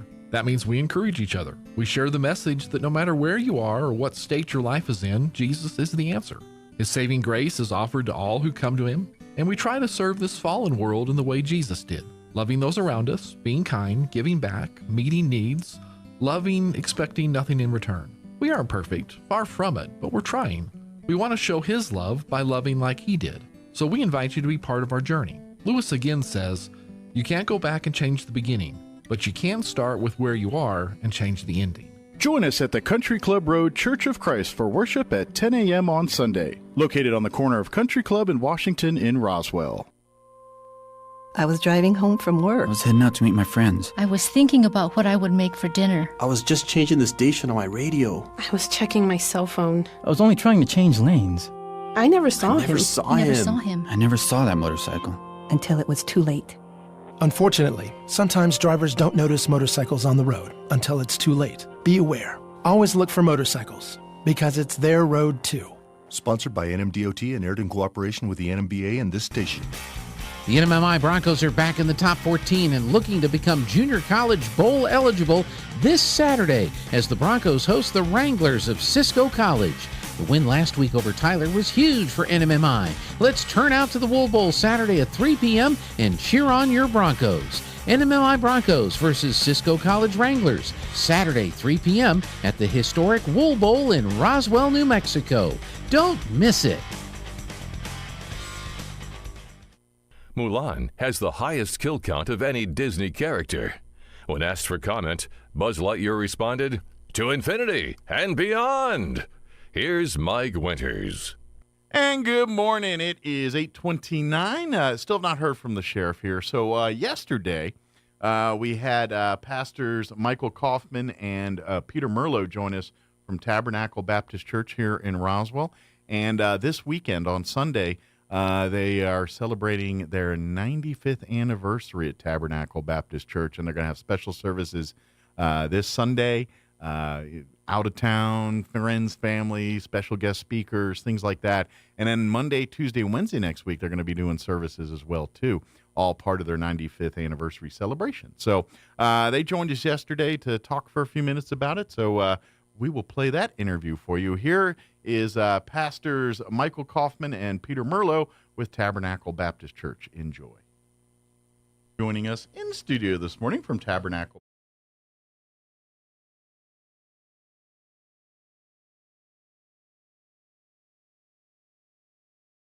And good morning. It is 20 minutes after 9 o'clock, and joining us in studio this morning from Tabernacle Baptist Church, we have Senior Pastor Michael Kaufman and Assistant Pastor Pete Merlot as well. Good morning, gentlemen. How y'all doing today? Good. Thank you for having us. Well, thanks for coming in. This is pretty exciting for Tabernacle Baptist Church. I'll get that out right here. And But for folks that don't know, the church, we knew has been around for a long time. Yeah. But we are celebrating 95 years of Tabernacle Baptist Church. Yes, sir. And I always like, because your church is located in such a spot where it's like right downtown in the heart of everything. Yes, sir. So like whenever there's, like this weekend is going to be a busy weekend at the convention center with the Science and Art Fair on Saturday, and of course we got the solar eclipse. And yes, sir. So there's always a lot going on there in the planetarium, but right next to the planetarium and all that is Tabernacle Baptist Church. Yes, sir. And you guys are always busy, because I'm going to say at least once a month I'll see like the side street there closed because there's some kind of festival or event that the church is playing. So you guys are pretty busy all the time, aren't you? Yeah, we try to be. We're one of those churches that's really passionate about reaching our community, and we believe we have something to check out. Absolutely. We have families of all ages at our church, and we just absolutely love the Lord, love His Word, and we want people to come and see that. So Sure. that's a reality. Yes, sir. Now, how long have you gentlemen been associated with this church here? Obviously not 95 years. Yeah. 'Cause I don't, yes, sir. I'm guessing there's probably not many original members. Yeah, November for me will be 3 years. Okay. Good deal. How about for you? I've been on staff for 18 years. All right, so you've got a little bit of experience under your belt. But I did my internship there in 1979. Okay, so you got into pastor. This was your first stomping grounds, basically, for getting into your profession and everything. Yes. I love that. So it probably evokes a lot of memories for you. Yes, a whole lot. All the way back to a child. When my dad was in Vietnam, we lived at the base, and so you were a member of the church back then? No, okay. But they sent a bus out to the base to pick up the military kids, and hopped on the bus and came to church. And by the way, you guys still have the most iconic the bus with the color, like of all the church buses. I'm like, oh, there's the Tabernacle one. It sticks out like the ice cream man. You just know what's coming. People spot it for sure. Yes, sir. Yes, sir. So it's funny you said that, because I'm like, that's one of those things I always, when I think of your church, I think of the bus. Yes, so sir. That's really cool. But this Sunday, you guys are going to have a special, you have services every Sunday. Yes, sir. It's church. But this Sunday, we're going to kind of special focus on the history of Tabernacle Baptist Church. You guys are going to have some senior members that have been that's called the church home visiting, and maybe some probably friends and family that used to call the church home that have maybe moved to other parts or other life, put them in a different direction. They're going to come home for the weekend. And people coming from all over. We have a family I just heard of yesterday coming all the way from Missouri. Wow. And so they started out in the bus ministry. I think it was your dad, if I understood, reached them. And they started coming. They got saved, gave their life to Jesus Christ, and just started serving in the bus ministry. How awesome is that? Oh, yeah. So I'm excited. I've never met them, so I'm excited to meet them. So I love that this is going to be really a weekend of reconnecting people with people that really found God through the church. Oh, yeah. Through this church. Yes, sir. You know what I mean? And whatever stage they were in their lives at some point. Which, yes, sir. That's a beautiful thing. That's just great to see. So we would love to invite folks. Obviously, if you've called Tabernacle Church your home at one time, we really, really would love to have you come and rekindle memories and come visit some old faces and new faces. Yeah. And then, of course, if you're looking for a church home, then this Sunday's a perfect time to come in for a visit and see what this church. You're literally going to meet generations of Tabernacle Baptist Church members. This is Sunday and next week as well, too. Yes, sir. Yeah, it's a special service. We're meeting at 10:30. And we're going to have a singing group come down from Oklahoma City, and so they're going to be with us. Almost as far as the people from Missouri, not quite. Yes, sir. Quite a ways. They don't get the most frequent flyer miles. The Missouri people still got Yes, sir. So we have that. We have a special guest preacher that's going to be preaching for us Sunday through Wednesday, and we're going to have a meal after the service Sunday. And so, Of course you are. You can't have gathering without food. Oh, for sure. That's and I imagine that one's going to be a good one, because you're going to have probably some people that haven't done it in a while, maybe come and say, I'm back in on food. Let's go. Whatever it takes. It's very good. Now that's on Sunday. Now yes, sir. We want to invite everybody out. 10:30 is when the services start, so you get there probably 15, 20 minutes early. Yes, sir. Find you a good spot, meet, visit, and do everything, but get settled before the services begin. And then stick around afterwards for socialing and the food and all the fun stuff that kind of people love about church. The part that really does the community side. The services are important and everything, but I think the real community work happens after church over a cup of coffee or a donut or lunch or something. Enchiladas. Or enchiladas. That's where the real work gets done sometimes. So come visit, come see what the church is about. Come see, and I'm kind of curious because as your church, like you said, it's a very family church. Lots of kids, lots of young families, lots of. I'm kind of curious, especially since you've seen this church for many generations here. Does it ebb and flow over these times where as our population, obviously in the 80s and these earlier times, we were more of a senior heavy community, and there was more retirees than probably families showing up in churches. Right. At one time, different times we have different people. Sometimes we had more elderly. Sure. And then during the 80s, there was a lot of children, and now we're back to, we have a whole lot of children. But our kind of ebbs and flows, doesn't it? Yes, it does. Just as the population does. So. But our church has run bus ministry since the 40s. So it's always been about the kids. Started off with a Model A fruit truck. Yeah. And so there's people all over Roswell that rode a bus when they were a child. They might be 70 years old now, but we'd like to invite them back. If they rode when they were a child on a bus, come back. I know for it's the late reunion. in the ball game. I think you should let the seniors get picked up by the bus. Like these folks that were picked up as a kid, just say, hey, this Sunday, let the bus come pick you up. We'll all get the bus. It just is a stroll down memory lane. We're all taking the bus to church this morning. That'd be fun. Yes, I know sir. that's a lot of logistics to work out, but who knows? Maybe for a 100 we could do something like that. For sure. We got 5 years to figure it out. Yes, sir. Oh yeah. Yes, sir. But don't worry if Sunday's really busy for you and you got a lot of things. Don't worry, the celebration continues. You guys are going to have services next week as well, yes, sir. too. Monday through Wednesday at 7 o'clock. Yeah, so you can come every evening. Oh, yeah. And come, and I'm sure there'll be more food and social and fellowship. Yes, sir. And then come out for services, Yes, sir. and so you come to all 3 evenings if you want, or all 4 if you want to include Sunday there. Yes, sir. And just come and meet and mingle. And I imagine, like the family from Missouri, I hope they're going to stay for the rest of the services. I You believe drove so, all that yes, way sir. to come down, might as well stay for more than one service. Yeah. And get your. I know they want the green chili fix. Oh yeah. Because they ain't finding that in Missouri. I can tell you that right that's now. for sure. So Yes, sir. definitely do that. And then obviously, if you're looking for the church home, you're looking to get involved. Come meet the families that call this church home. Come meet the staff. Come meet for sure. everyone that's a part of this. And I think you'll find out that if you love just community, family-based times where you can get together and come and have events and things that really just enrich and nourish and make your family just a much better God-fearing, God-serving people. This is really what this is about. Yes, just coming and finding that connection with others and with God. And for sure. and obviously a church that's been doing it for 95 years generally has a pretty good routine on how to do that by now. Yeah, that's really, I think that's one of the reasons why Tabernacle's been so successful is because our main focus is the Word of God, and I think churches sometimes can get that backwards and confused, and, to reach people, we got to entertain people nowadays. But what we have found is you just love the Lord and preach the Word of God. The rest will work itself out. Oh, yeah, yes, sir. Yeah, and the fun and fellowship is there. Yeah. But you're right. That's the message. Is Yeah. we're coming here to honor God and to try to live our lives as close to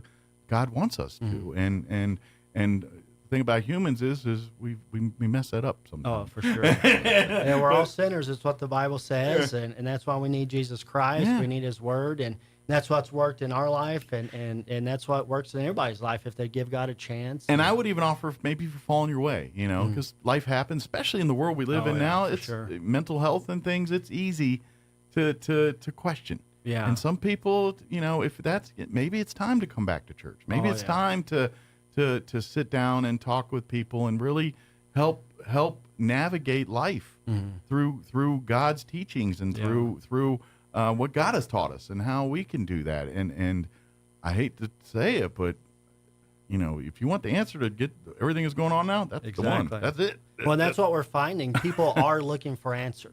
They are coming back to church, and they understand that the answers are found in the Word of God, and that's what we need. The solution isn't politics. The solution is Jesus Christ and a saving relationship with Him, and that's what we're passionate about. Yeah.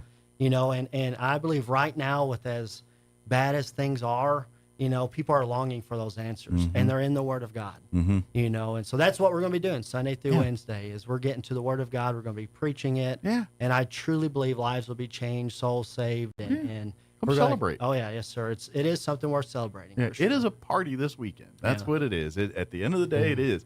But yeah, obviously we're going to keep it with. But it's going to be a lot of fun. It's a joyous occasion to celebrate a home that people have called for a lifetime for many of these folks. Oh, yeah. And we're celebrating that, and some that maybe grew up and maybe they've gone on to live their lives. But now come home and see the place that created your foundation. Yes, sir. They created your foundation for your path, and that's what this weekend's about, Yes, is sir.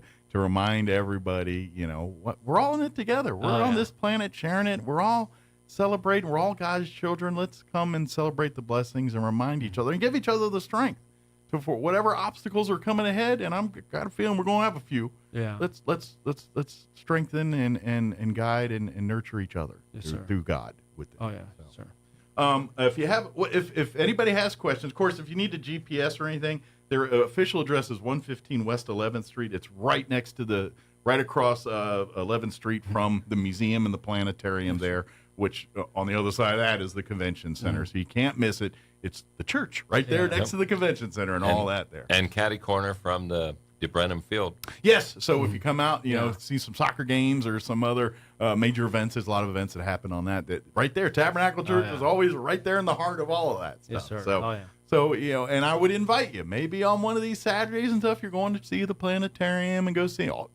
When you're done, walk across the street, go visit the church, go say hi and just pop in. And I bet you walk in, even if it's not like a church day per se, you walk in, you probably get a cup of coffee and a visit. And you know what I mean? Just we'd love the opportunity. Yeah, for sure. So please come see it. And if you've never been and you want to make it your first time, then this weekend's a pretty good time to come see it and do all that. What's the best website and everything if people want to do their own research and learn a little bit more about your church family and all that? It's tbcroswell.com. Okay. And do you guys have Facebook or any social? So if you find Tabernacle Baptist Church on Facebook, might want to put a Roswell NM in there in case there's another Tabernacle Baptist Church in other parts of the world that you accidentally stumble upon. Yeah. And if you go through our website, you could click the links through that and get to it for sure. Especially if it just so happens to be one in Roswell, Georgia. How weird would that be? For sure. Probably is. Well, I know I still to this day, every once in a while, I have to do a double take on the Roswell Police Department when I do a search and I want to look for something because I got to pay attention because every once in a while I'm like, this is Georgia. It's like, wow, no, that's Georgia. Like, wow, these pictures look at the grass. It's very green. But come on out. And then, and what's your normal service times and everything for outside of our normal celebration weekend here? Our normal service is Sunday school is at 10 a.m. Okay. Main service at 11. Then we also have an evening service on Sunday at 6. Okay. And then we have a Wednesday night service at 7. Very good. So come to all or some or whatever, your family's available to come. And if you miss 1 week, no biggie. Come back next week. We'll see you next time. And I guarantee probably going to be food at every one of these. And food. That's food and fellowship. That's or we'll take you out there. That's right. Whatever we got to do. There's always a pot of coffee going, and there's always some kind of pastry somewhere. Yes, sir. That's just like a church rule. Yeah. I think it just has to be. But come celebrate. Come see 95 years of the church. Come meet new people. Come meet people you hadn't seen in a while. Yes, sir. Come celebrate. Come hear our guest pastors and lecturers. Hear their. It's always nice, especially for your regular congregation. Every once in a while, it's always nice to hear the message through a different voice. Sometimes. And I'm looking forward to it. I need preaching too, so I'm looking forward to it. So do you guys get a day off when you have a guest preacher? Do you get to just sit in the pulpit or sit in the crowd, just watch, or do you have to? No, we're there. We're listening, learning, growing. I don't know if you could just become a parishioner at that point. You're like, nope, I'm here waiting for communion.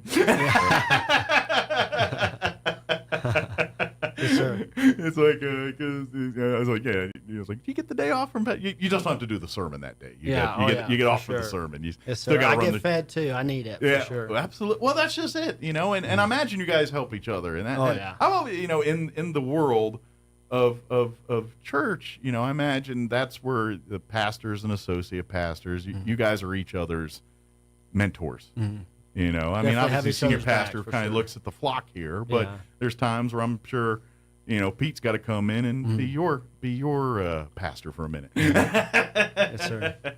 And of course too, don't forget the other side. If you're having family and you wanted to talk to someone, or if you're needing, you're like you said, you're just looking for guidance, please come in, say, hey, I heard the pastor's on this morning. Can I sit down and have a conversation with? I know either one of you two gentlemen would do it. I'm sure any one of your other pastors would be, or church volunteers would be happy to support and make sure that it'd be an honor for sure. Yeah, so please reach out. And even if you don't have no problems, you just want to come and celebrate God, then guess what? Come hungry and come ready to celebrate. Oh, yeah, for sure. Yes, sir. Absolutely. Yes, sir. Is there any information that we wanted to share that we just spaced out on? You know, we have that bus ministry. We run 5 different bus routes every Sunday morning in Roswell. We go as far out as the base. We even go all the way up to Walmart. So they just call the church? If they call you and say, hey, if they call and say they want to come, or if they want their children to come, we have a great children's program. Yeah. And the bus will come right to their door, pick up their children. We have a shuttle that's air conditioned for the seniors that we run Sunday morning, Sunday night, Wednesday night. So transportation to Tabernacle has never been a problem. We'll find a way to get you there. Oh, yeah. If you're having trouble, reach out, call the church, or shoot a message online, whatever your preference is there, and we will make sure one of those buses will get on the route and come get you, your family, your children, your grandparents, whoever you need to pick up. We'll make sure we get you. We'll make sure they get a ride to church and a ride home. And a ride home, too. Unless they don't want to leave, and then we'll put them to work. Oh, yeah. All right, if you're living here, then can you clean the bathrooms every once in a while? Yes, sir. Very good. Well, thank you, gentlemen. Oh, thank Appreciate you. it. Thank you very much. Anytime you guys come on, shoot me a call. Even if it's not a particular event, just saying, hey, love to come and invite people to our church home. Love to have you. Sure, awesome. So, well, thank you for the opportunity. Anytime. And here's to another 95 years. We'll see you in 95. No, but I guess now your Pecos Valley News update. I'm Jared Sorello. 100. That's a big one person you gotta dead. do something there. So we'll see you in 5 for sure. Oh yeah, for sure. Yes, all right, sir. great. Thank you guys very much. Thank you very much. State police have been called in to investigate exactly what happened. At this point, we know that no officers were injured in the ordeal. Public access to the complex was closed for hours on Thursday. We're told the shooting happened outside the building. However, state police are not saying whether the 2 injured people were shot by an officer or each other. Any other details are not known. The Eastern New Mexico University Chamber Choir will undertake a 4-day tour in southern New Mexico beginning October 22nd. The repertoire for this year's tour includes music by composers such as Zelenka, Gallus, Guillejo, Pissarro, Timming, Wagner, Forrest, and Kirchner. Morgan Gallegos will be featured as a student conductor. Dr. Jisuk Park will accompany the ensemble. All performances are free and open to the public. You're up to date. I'm Jared Sorello reporting. Hey everyone, with your Cowboys report, I'm Christy Scales. A tight end is moved to injured reserve and a newcomer is added at linebacker. We'll introduce you to the latest arrival, Rashad Evans, right after this. A true Dallas Cowboys fan is there for the journey and the destination. This is the season to make your journey count by flying through McAllen International Airport, the South Texas airport of the Dallas Cowboys. Whether you're flying down for McAllen's award-winning fall and holiday festivals, or you're a South Texas fan flying up to cheer the Cowboys on, make your journey as satisfying as your destination at the South Texas airport of the Dallas Cowboys. McAllen International Airport, above, beyond, at McAllenAirport.com. Cowboys Nation is big because everything's bigger in Texas. And Reliant has the energy to power it all. From home field advantage to home sweet home, Reliant has Dallas Cowboys fans all across the Lone Star State covered for every electric moment this season and beyond. Reliant, proud to be the official energy provider of your Dallas Cowboys. Reliant, PUCT number 10007. The Cowboys personnel department has been busy. Tight end Peyton Hendershot was placed on injured reserve yesterday because of a sprained ankle, meaning he'll miss at least 4 weeks. The Cowboys also added a linebacker to the practice squad, Rashad Evans, a former Titans first-round pick, who adds depth to the linebacker unit that'll be without Leighton Vander Esch for several weeks. Evans is from Auburn, Alabama, the same hometown as DeMarcus Ware. He says his family has followed the Cowboys a long time. Oh yeah, for many years. It's just funny too to be able to have an opportunity to be able to play for the Cowboys. My mom and them, they love the Cowboys. My family love the Cowboys. So, they're very excited for me to be a part of this organization. Today at practice, day 2 of game plan installation for Monday night at the Chargers. With your Cowboys report, I'm Christy Scales. I'm meteorologist Steve Hamilton with your Pecos Valley weather. Things look pretty nice today. Comfortable daytime highs in the mid-70s as high pressure moves in to take over our weather pattern through the weekend. We'll be getting sunshine through the day, might be a little bit breezy. Overnight will be clear with upper 40s, and then we're looking at low to mid-70s and lots of sun coming up for Saturday. Upper 40s and clear Saturday night, mid-70s, and sunshine for Sunday. That's your latest forecast. I'm meteorologist Steve Hamilton. All across America, this is the Lou Dobbs Business Report. I'm Lou Dobbs. Wall Street's win streak ends. Inflation fears rise. Rate fears mounting on Wall Street. Another hot September inflation update snapping the Dow's 4-day win streak. The Dow down more than 170 points yesterday. The S&P and NASDAQ both down as investors brace for another interest rate hike before year's end. Big bank earnings to wrap up the week. Higher rates likely help profits for the banks but continue to hurt the consumer. Investors looking for how deposits will hold up for the full year. J.P. Morgan Chase, Wells Fargo, and Citigroup all report this morning. All three stocks down over the past month. United Health Group earnings today. United's beat earnings estimates the previous 2 quarters. The stock up more than 9% over the past month. The United Auto Workers Union launching new strikes at Ford's largest factory. The move comes as talks between the union and Detroit's Big Three resume. Word earlier this week was the parties were close to a new contract. Now more pressure on Stellantis and GM to meet the same terms as Ford. Ford stock down 5% over the past month. Please join me twice each weekday for the Lou Dobbs Business Report. Right here. Business news you need to know. Keep listening for more. This is the Lou Dobbs Business Report.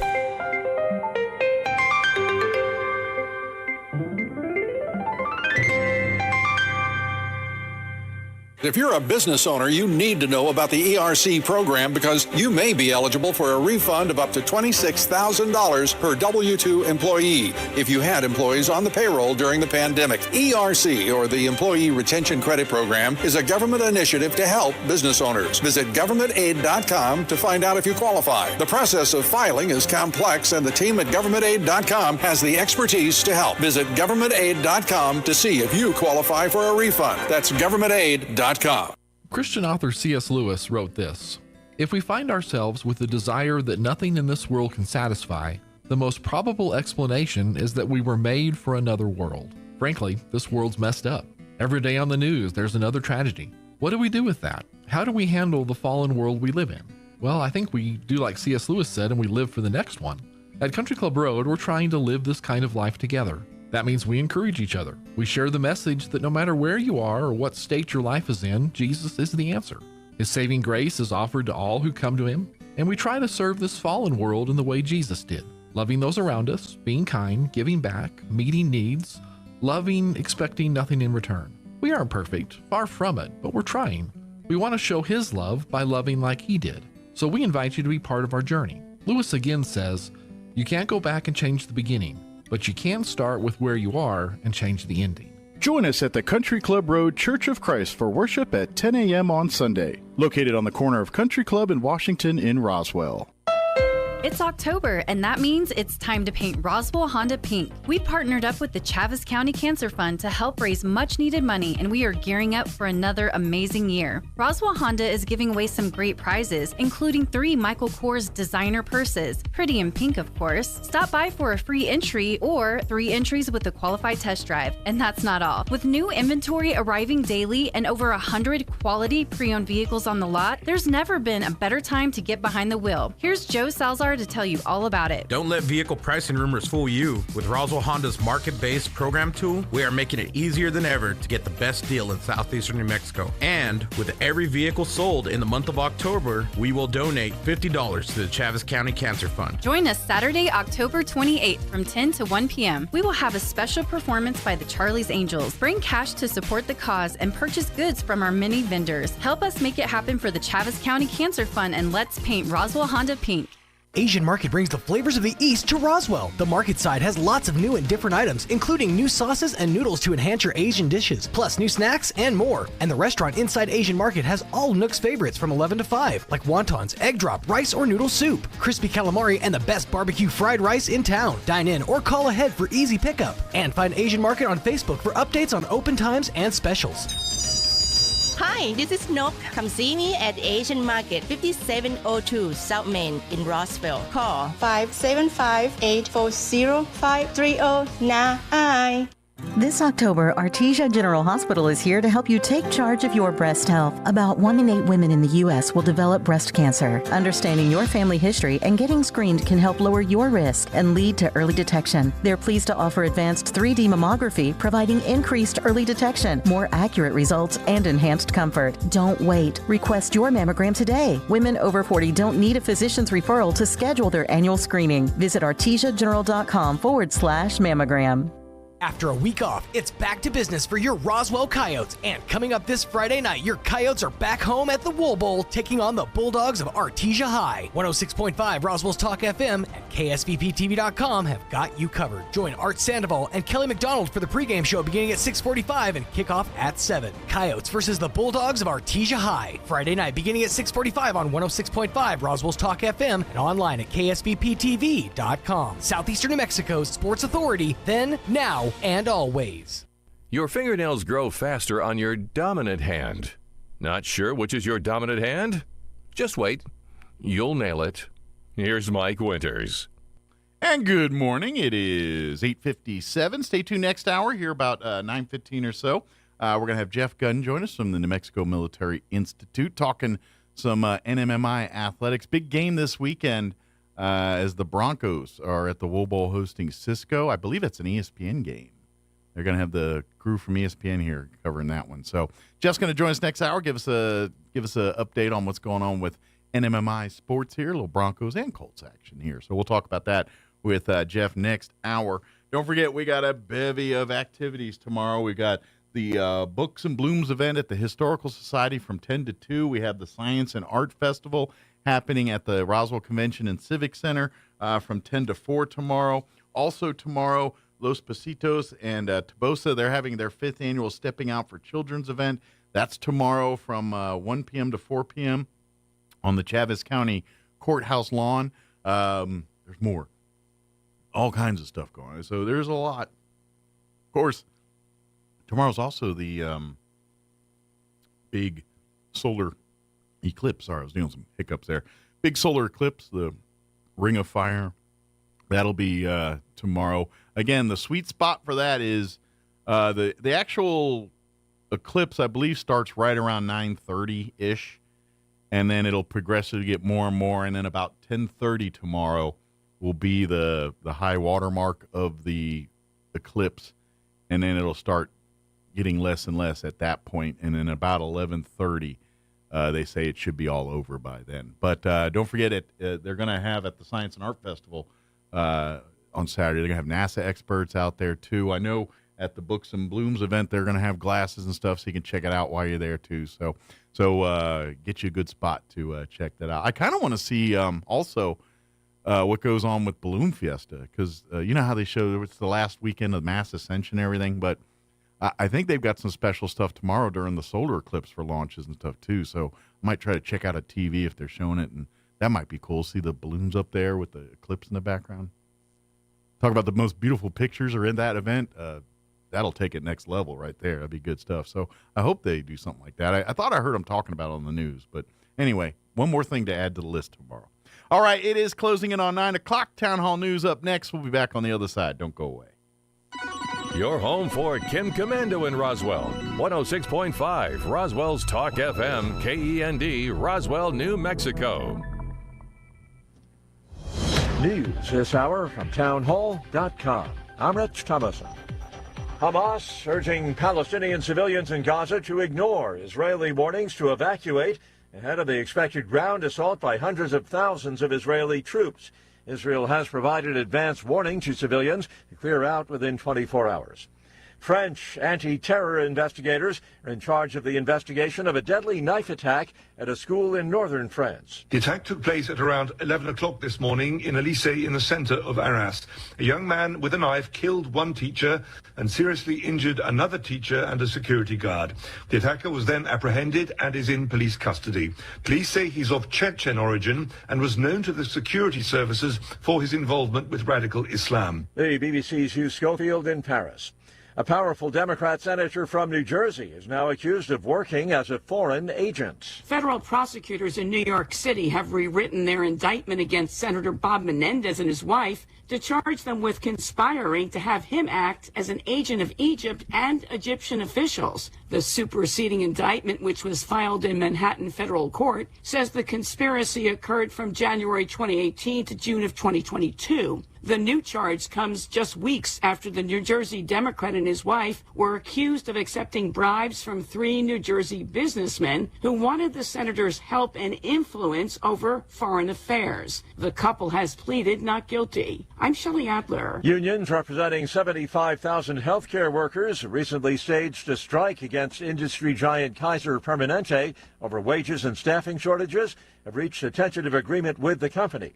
That 3-day strike last week involved workers in multiple states. It officially ended last Saturday. On Wall Street, the Dow is up 52 points and NASDAQ down 95. More on these stories at townhall.com.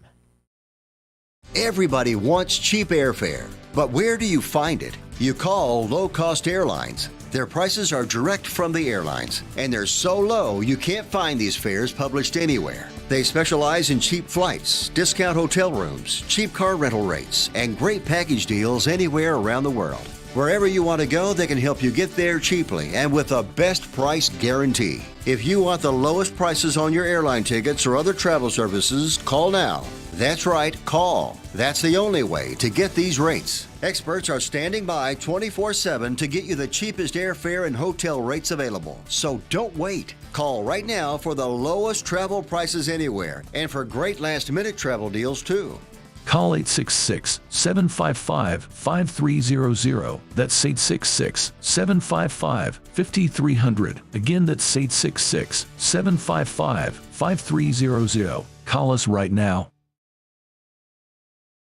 Something for Social Security recipients to look forward to next year. Millions on Social Security will get 3.2% more in 2024. That's over $50 more every month for the average recipient, says the Social Security Administration. That's a lot less than this year's 8.7% increase, but that was brought on by record 40-year high inflation.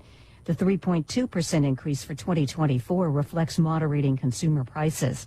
About 71 million people are on Social Security, including retirees, disabled people, and children. I'm Rita Foley. China's economy remains in the doldrums, with prices falling due to slack demand from consumers and businesses. Data released today shows consumer prices remained flat in September compared with a year earlier, while wholesale prices fell 2.5%. Exports and imports also fell last month as demand in overseas markets declined. News and analysis, townhall.com. Morning, the passing of a member of the Cowboys' first Super Bowl winning team. The Dallas Cowboys say former running back Walt Garrison has died at the age of 79. He played 9 seasons for Dallas in the NFL and was a member of the 1970 Cowboys team that lost the Super Bowl and the 1971 squad that won it all the following year. But it was his career as a steer wrestler in rodeos that made him the ultimate cowboy. Garrison said in an article posted on the NFL's team website that he played football for the paycheck, but rodeo was his first love. I'm Geffen Coolbaugh. A man charged with stealing the ruby slippers worn by Judy Garland in The Wizard of Oz from a Minnesota museum is expected to change his plea to guilty at a court hearing. 76-year-old Terry John Martin was indicted in May, 1 count of theft of a major artwork, scheduled to appear in court today. More on these stories at townhall.com.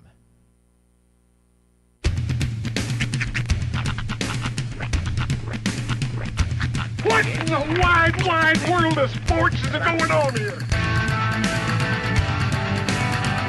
I promise you, whatever scum did this, not one man in this force will rest for 1 minute until he's behind bars. Now let's grab a bite to eat. Yeah, come on. A feel the hot wind on my shoulder and the touch of a world that is older. I hit the switch and check the number. I leave it on and then I slumber. I hear the rhythm ringing through it. Flamenco guitar and cumbia music. I hear the talking of the DJ. The travel listen, what does he say? I'm on a Mexican radio. I'm on a Mexican radio. Broadcasting live from high atop the J.P. White Building in downtown Roswell, New Mexico. It's Mornings with Mike Winters on 106.5 Roswell's Talk FM. Is that what I sound like when I talk? Now, here's your host, Mike Winters. And good morning. It is 6 minutes after 9 o'clock. Welcome to our number 3. Crazy here. Mornings with Mike Winters right here on 106.5 Roswell's Talk FM. Happy Friday. There's like 7 happy. Yeah, well, that's a lot. Happy Friday. Hope your Friday's happy. You had a dwarf's worth of Fridays. That's right. Happy Friday. Big weekend, busy weekend, plethora of activities going on. Big football game tonight. It is an action-packed weekend of activities here in southeast Mexico. Yes. So definitely get get involved. Get on out there to the game tonight. Going out to either any or all of the events going on tomorrow with the BOSA or with the city or with the Historical Society or many other events going on. The eclipse, our like prime viewing window is like between 9:30 and 10:30 in the morning, right? 9:30 and 11:30. 10:30 is like the high water mark. Gotcha. Like it starts at 9:30. It's all done about 11:30. And around 10:30 is when the maximum eclipse action is happening. The actual most of the Ring of Fire, or when you see the Ring of Fire. So, but that'll be tomorrow. Wear your glasses if you're going to do it. Or I kind of also, I was mentioning this at the end of the last hour. I kind of also around that time want to check out what's going on TV with the Balloon Fiesta, because they were talking about it yesterday in the news, and I think they're going to be doing some special flight times to try to, like, they're going to do their normal early one, but I think they're going to try to launch some more around that time during the eclipse, because they're having a big viewing party of the eclipse, because you're right at Balloon Fiesta Park. Right. I mean, geez, big open open field. So I think they're doing some special stuff. So I kind of want to tune in to see, because imagine those KOAT and stuff. Those helicopter shots of those balloons with the sky going on with the eclipse. That's just pretty. Realized this is the first Balloon Fiesta we've had in over 25 years without Steve Stucker. He's there. Is he there? Oh yeah. Is he corresponding? Yes. Oh, he's got a beard now. I thought he retired. He did. He just comes back for Balloon Fiesta coverage. And I think this might be his last one. Like, Okay. I think he's done after this. But yeah, he's doing Balloon Fiesta. Okay. He's full bearded. Really? It kind of throws me off He every time leaned he's into on. retirement. I'm like, he talks now. I was like, man, and I'm telling you, he could pull off the beard. It gives him a certain svelteness to him. That Well, he always kind of had a brawny man look to him, and I feel like the beard would kind of like the complete beard that. complements the look Just there. Throw on a flannel, and yeah. Steve, I saw the beard. I'm looking, and I'm liking. And we're liking. There you go. 2 thumbs, 2 beards, way up. I was like, yeah, he looks like he pulls that look off. He looks really good, and it's the perfect salt and peppery, to make him look distinguished. And Nice. even with the big balloon hat, The on his Letterman. head. Even with the big balloon hat and the lab coat with 80 pounds of pins on it. That's the thing. When you have a gray beard, there's a thin line between your Kenny Rogers and your Uncle Si. I'm very aware of this, as you can see on my face. Mine's gotten more and more white over the years. It has, but particularly with the way it's shaped, you kind of pull off more of the Kenny Rogers. Yeah. I don't let mine go long, like long. If you let it go long and you get some crazy ideas, then you'd be more like the Uncle Si style. There is a slight side of me that wants to grow a Civil War beard. That's what I call them, Civil War beards. Because they, you look like a general from the Civil War when you get one of those big old beards, and that's what I like. Look like you use your middle initial. He's right. Michael P. Michael P. Winters. That's right. That's Right. It does sound distinguished, and I need one of those photos of me like looking to the side. You know what I mean? Maybe something. While, fucked in my... I was gonna say while like Red River Rock plays in the background and Ken Burns narrates. Yeah. Speaking of that, I just saw this yesterday on my radar. Joaquin Phoenix has a Napoleon movie that's coming out. Really? Yeah. It's Ridley Scott doing the movie. You know, so it's probably going to be a lot of explosions. If it's coming out, then it's going to be. It has to be one of those like A24 independent ones, right? Because I don't know. It's Ridley Scott and Joaquin Phoenix, and Joaquin Phoenix is Napoleon and is directed by Ridley Scott. That's all I know about it. I just saw a poster of it yesterday. In a world where Napoleon had a hair lip, it's just called Napoleon. Wow. I'm sorry. I know he plays many varied roles. I'm never going to not see the lip. You're always just going to be whatever you're playing, but with a hair lip. It's just, I'm never going to not see it. And I have not seen The Joker yet. I need to watch that movie because everyone says it's pretty good. In fairness, him with a mustache does hide it pretty well. Does it? Yes. I didn't get a good look at the picture. I just saw it was Joaquin Phoenix and it's Ridley Scott. It's also got Vanessa Kirby. Let's see who else famous in it. That's actually pretty much it. And I mean, I enjoy a good Ridley Scott movie as much as the next guy, but I don't feel like there's going to be historical accuracy here. Like I feel like it's going to be more about explosions and you know how Ridley Scott does. He likes to turn it into a gore fest, and so I feel like that's what he's going to do with Napoleon. You know, it's like, oh, another war movie, Napoleon. Oh, who cares what the actual facts are? Let's just have him romp through France, romp through Europe. Well, it's just going to be like, you know, what actually happened, just on steroids. That's right. Waterloo's going to look like modern warfare. a lot of loud guitar playing. Yeah. So we'll see. I mean, but I was moderately curious when I saw it. I was like, But to me, when I saw the poster of Joaquin doing Napoleon, it looked, to me, when I see the poster, all I could think of was it wasn't real. Like it was an Entourage movie. Like if you watch the show Entourage, like a movie on character in the movie. Right. Is, like if you ever watched Entourage, the main guy, he played Pablo Escobar in one of his movies. And so he's dressed up like Pablo and they have the movie poster like that. He also plays Aquaman, but this was back before actually there was an Aquaman movie. And people were like, why don't they make an Aquaman movie? And so they did it in the thing. But that poster of Joaquin is Napoleon. I'm like, they cut that right out of Entourage. Right.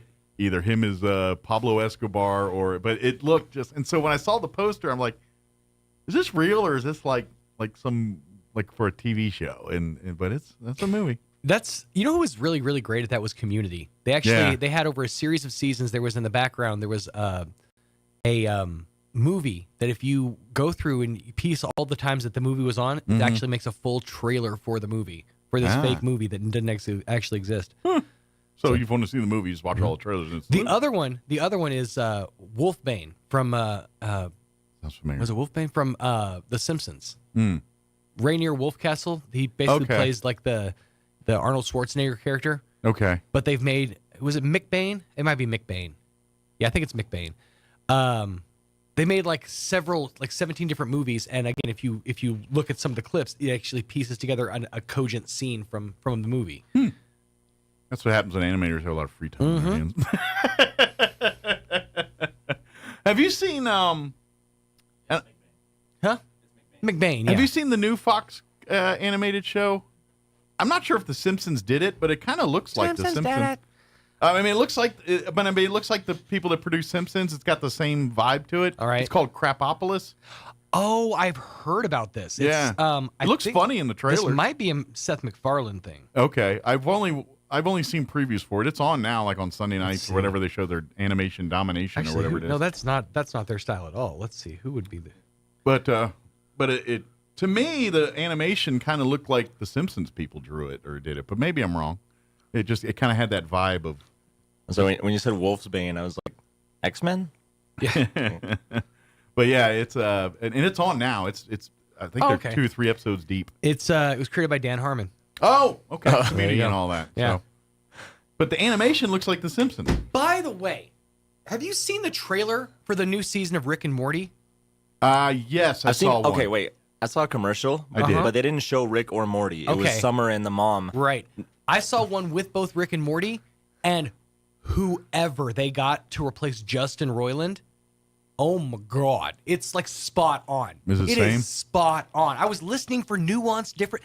They nail it. I don't know if it's two different people, but whoever's doing it, I mean, it is spot on. Maybe it's AI. I want to go back and could be. I want to go back and listen to it through headphones just to see. Please don't chew into the microphone. Just because I'm the one with headphones on right now. But yeah, I have my headphones on. But I want to go back and rewatch it with headphones just to see if there are any differences in their voices.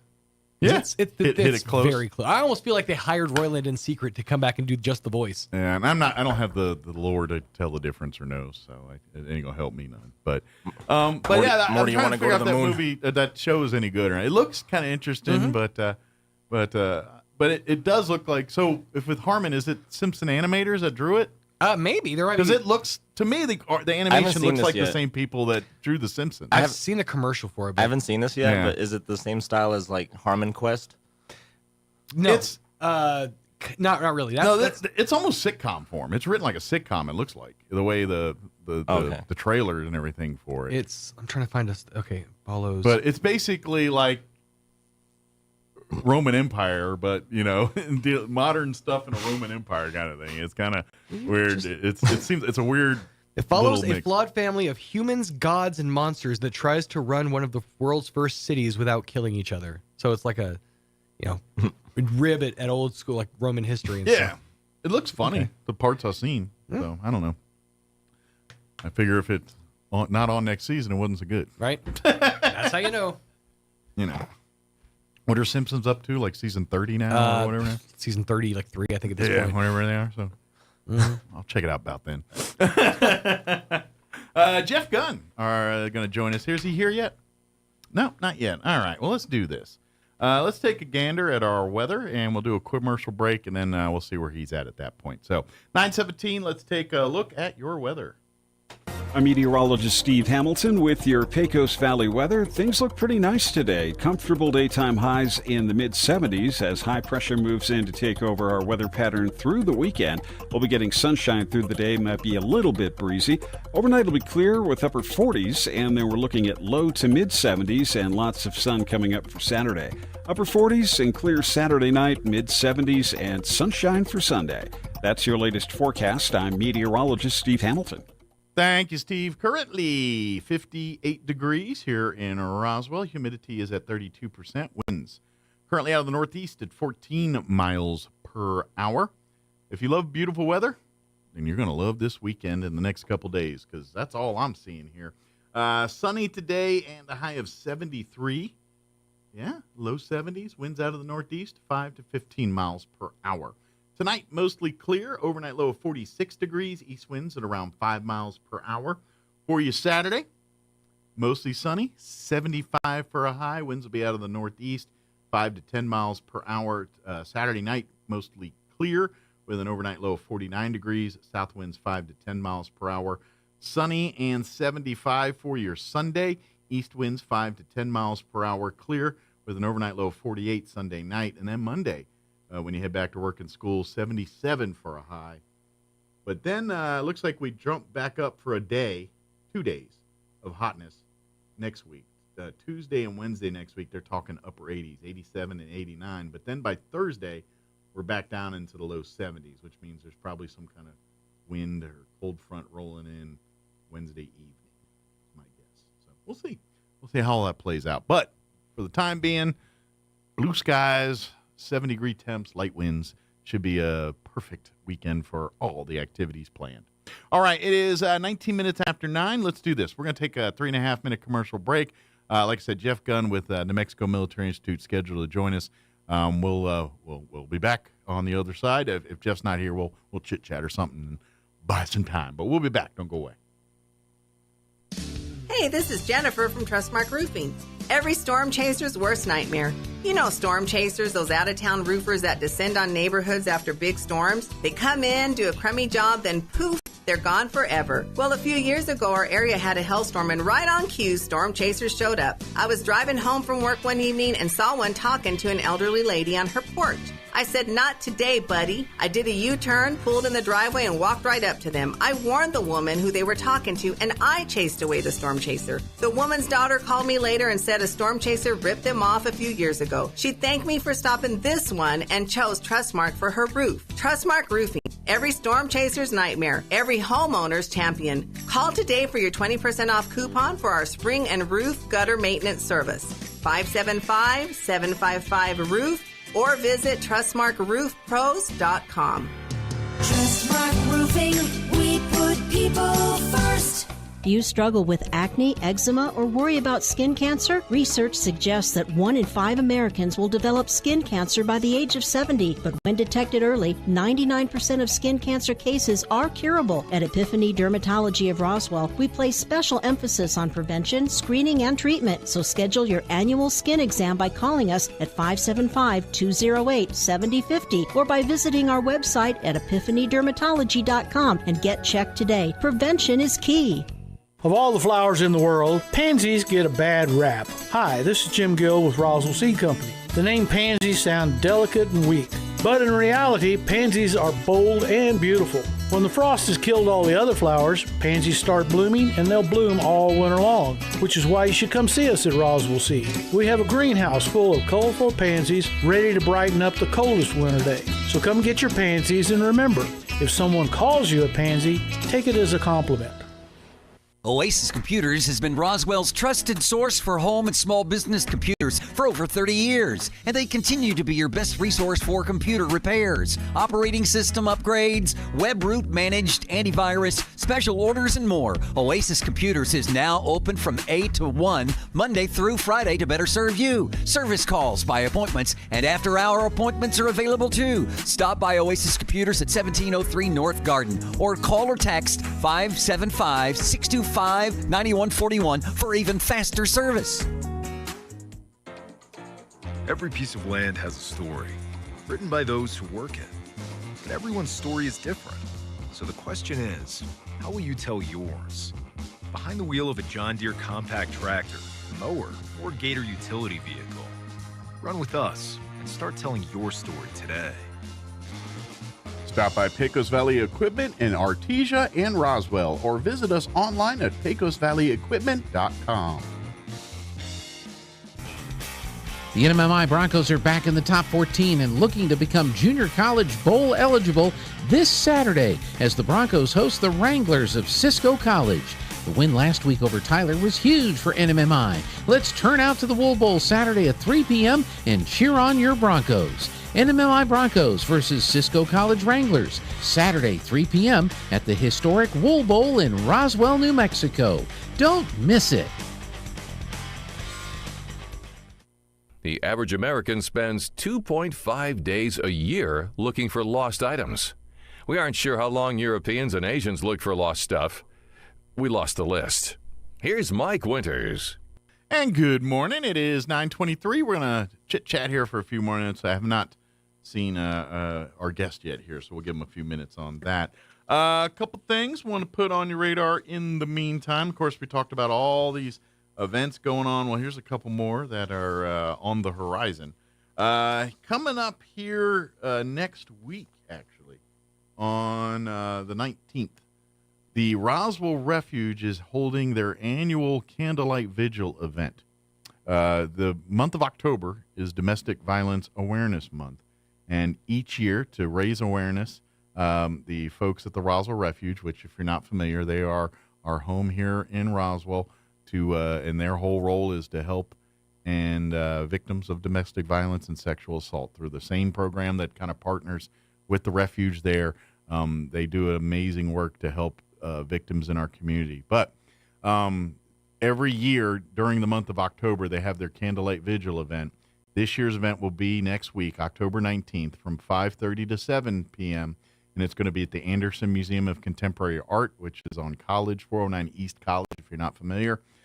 Come and join survivors and victims' families and others as we honor the lives lost to domestic violence, here in our community, and also celebrate the victories too. But raising that awareness and reminding folks that don't be on the sidelines on this one.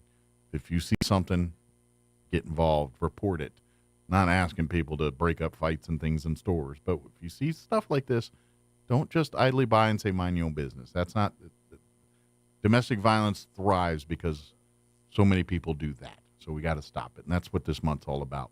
By the way, the event, if you have any questions about the event, you can always call the Roswell Refuge on their main office number, 575-624-3222. If you have any questions about the event or anything related to the Roswell Refuge, you can call them at 575-624-3222. They also have a 24/7 crisis hotline. If you need help, if you want to talk to someone, if you suspect something's going on but don't know what to do, you can call this number 24 hours a day, 7 days a week. It is 575-627-8361, 575-627-8361.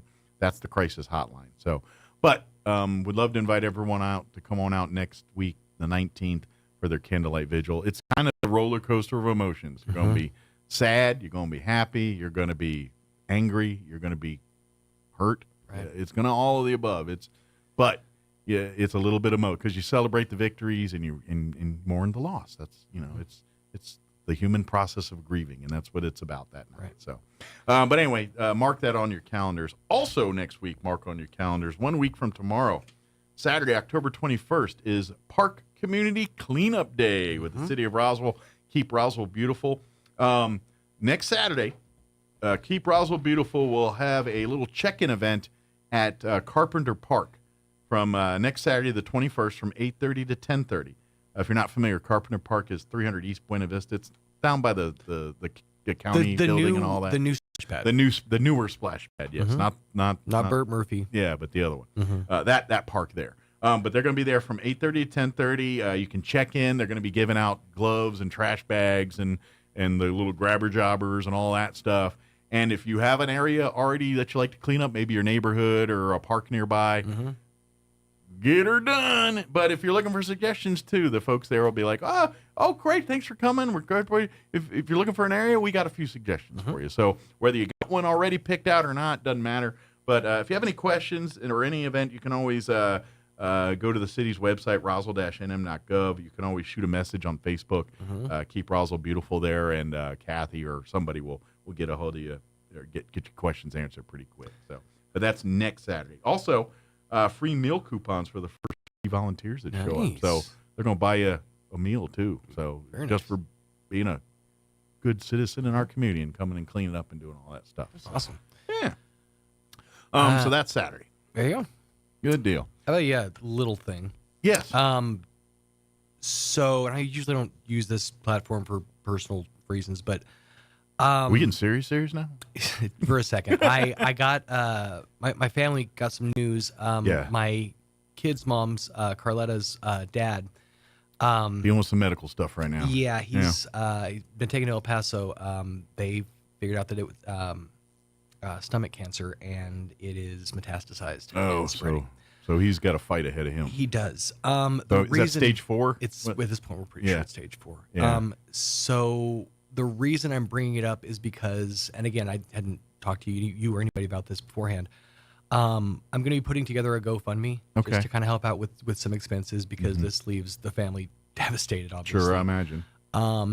So I'm going to put that up, and if it's okay, I'd like to share it on the 106.5. I don't think that's a problem. Yeah, okay. No problem. We can do that. And just again, if keep the family in your prayers. It's a really tough time, but anything that you could help out with would be amazing. Yeah, and keep family in the prayers. Absolutely. I'm definitely a prayer believer. So keep those thoughts and prayers. Keep them coming. And if you can help support, like I said, we'll put the link up for the GoFundMe there. Help out their family there. So yeah, they got a tough road of sledding ahead of them, and the least we can do is help them out. Have by chance you talked to the Chaves County Cancer Fund? I have not. That might be another place to talk to on this one. This is exactly why they're there. So let's rally here. We'll reach out. Hopefully we can get some good news medically. That's the big thing is get the fight here and get him in front of the best doctors to figure this sucker out. So that's He's with top men now. He's there. Having dealt with this multiple different variations over the years here with my own father, Kim's family, I feel and understand exactly anything we can do. Absolutely. They actually took him to your old stomping grounds down to El Paso. Yeah. Well, I don't know about stomachs, but they're really good with brains. It's one of the best hospitals in the nation. Yeah, they're really good with brains there. So I'm going to assume they're good with the stomachs too. So, but yeah. And hey, Joe, I make the joke that it's one of the best hospitals in the nation. So they start really bad way up northeast, and they finally got it right before the border. They nailed it. Well, if you're like me, and probably not, it's probably more your other family members, but you'll get very familiar with El Paso cuisine right around the hospital there. Oh, I enjoy a nice taqueria. And I still miss the Raising Cane's. I still never got around to going to the Raising Cane's. I still have yet to have one. So I just got, That's what I'm going to have to hit up. Life hit other things at that time, and chicken fingers were, weirdly enough, lower on the list all of a sudden. Slightly lower, though. That's the weird part. Like, they just got knocked down like 2 notches. Yeah, just a little bit. So, all right, I guess I've not heard from Jeff yet, so let's do this. Earlier in the week, I had the folks from Tobosa join us talking about their event tomorrow. So it's a shorter interview, so I've got time to do it. So that's why I picked this one. So we've actually have Michelle Pruitt, Nicole Dean, and Kurt Harrison with Tobosa Developmental Services. They joined us earlier in the week to talk about the Stepping Out for Children event this Saturday. So we're going to play that for you now. Let me get my equipment set up. All right, here is that interview. Enjoy.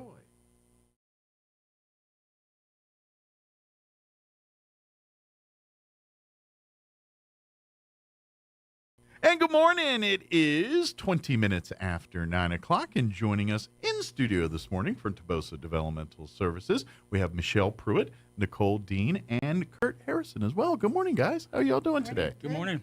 Welcome. First, Nicole's been here a while, but for you two, welcome to the show. Thank Good you. morning. How you doing?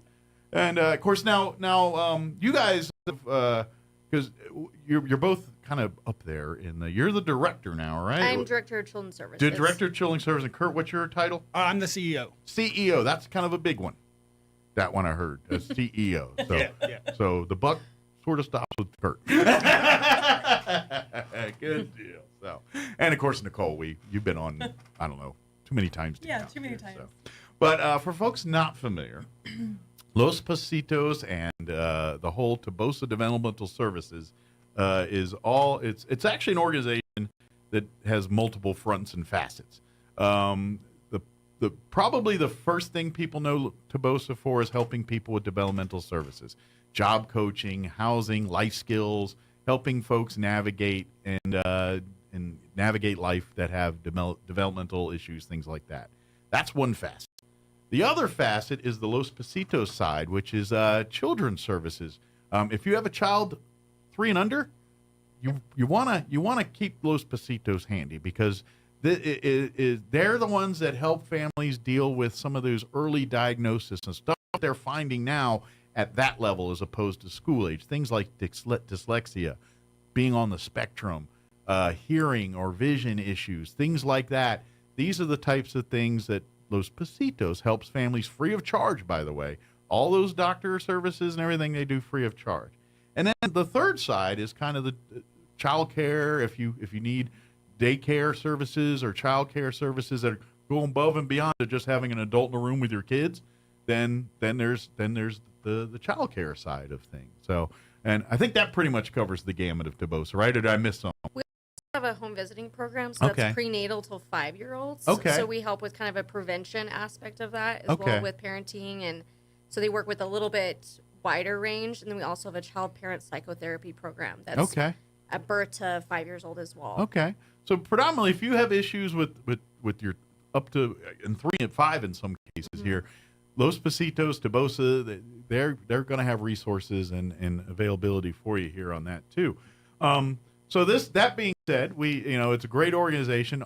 By the way, always looking for more members to volunteer and serve and work and do a part of that. But one of the things we definitely want to put on people's radar is the annual Tobosa's 5th annual event. It's called their Stepping Out for Children event, And if you're looking for a place to have fun, games, rides, but games and food and carnival-like atmosphere, by the way, you can also learn about not only all of Tobosa's services and things, but they'll invite other nonprofits that kind of fit the parameters of kind of what like Tobosa does, or things that are adjacent to what families need that are similar to that need Tobosa services probably would also benefit from some of these other Supporting organizations. agencies. Yeah, exactly. So you come out and you let the kids and dad or whoever the immature one run around and play the games and eat food, while the mature one in the family can go and learn some of these some services and learn more about some of this kind of stuff. So that's what the event's about, pretty much. Good deal. So what's plotting and planning for this year's event here? Well, we've got probably between 16 and 20 vendors. Okay. And again, they're all supporting agencies that help support us. Good deal. So, and of course, if you don't know, it's usually right there on the Chavez County Courthouse lawn. It'll be, so this particular event will be October 14th, which is this Saturday, just a couple of days away, right here on the Chavez County Courthouse lawn. So when you come out, now this will be 1 to 4. So it'll be, so if it's in the morning, I think, are they doing one more farmer's market? Yeah, or they are. So there'll be one more farmer's market this Saturday morning. So get there early and get produce and everything. But about noon, 11, that's all going to shift over to the Los Pasitos stuff here. So, but that'll get underway from 1 to 4. So you can get there early and get some produce, and then hang around for the fun and everything else afterwards here. So, good deal. But yeah, you're going to see a lot of booths, a lot of different things, food. If you leave hungry, that's kind of your own fault. We're going to have quite a few food trucks going to be out there. And then we also are having giveaways. We're not selling tickets this year. We're just giving them away. So you have to be present to win for those. So just be in the right place at the right time for some of this stuff, you know? Exactly. Step on out.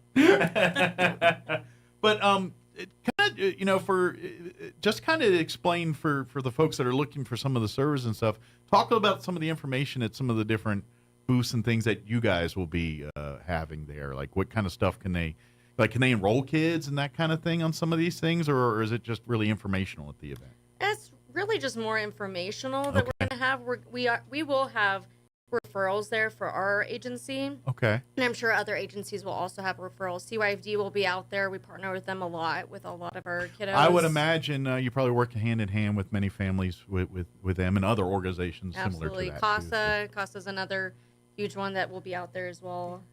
So just different churches will have bikes out there that kids can use on motorcycles if they want to. Nice. Just a whole wide variety of things. It's just a fun family carnival-like event for Saturday afternoon. You come out, and and even if you're not looking for service and stuff, you just want to have a fun family event to spend the afternoon with your kids and family. Come bring them out, play the games, eat the food, have fun, experience all the fun stuff. And who knows, you might come across a booth that you find out, wow, that's something we really could benefit with. Or maybe find a nonprofit organization there that you really like and support and want to volunteer or want to do, or you need their services. Either way, that come for the fun, and you might accidentally learn something. That's kind of what we're hoping here. You stumble into some education.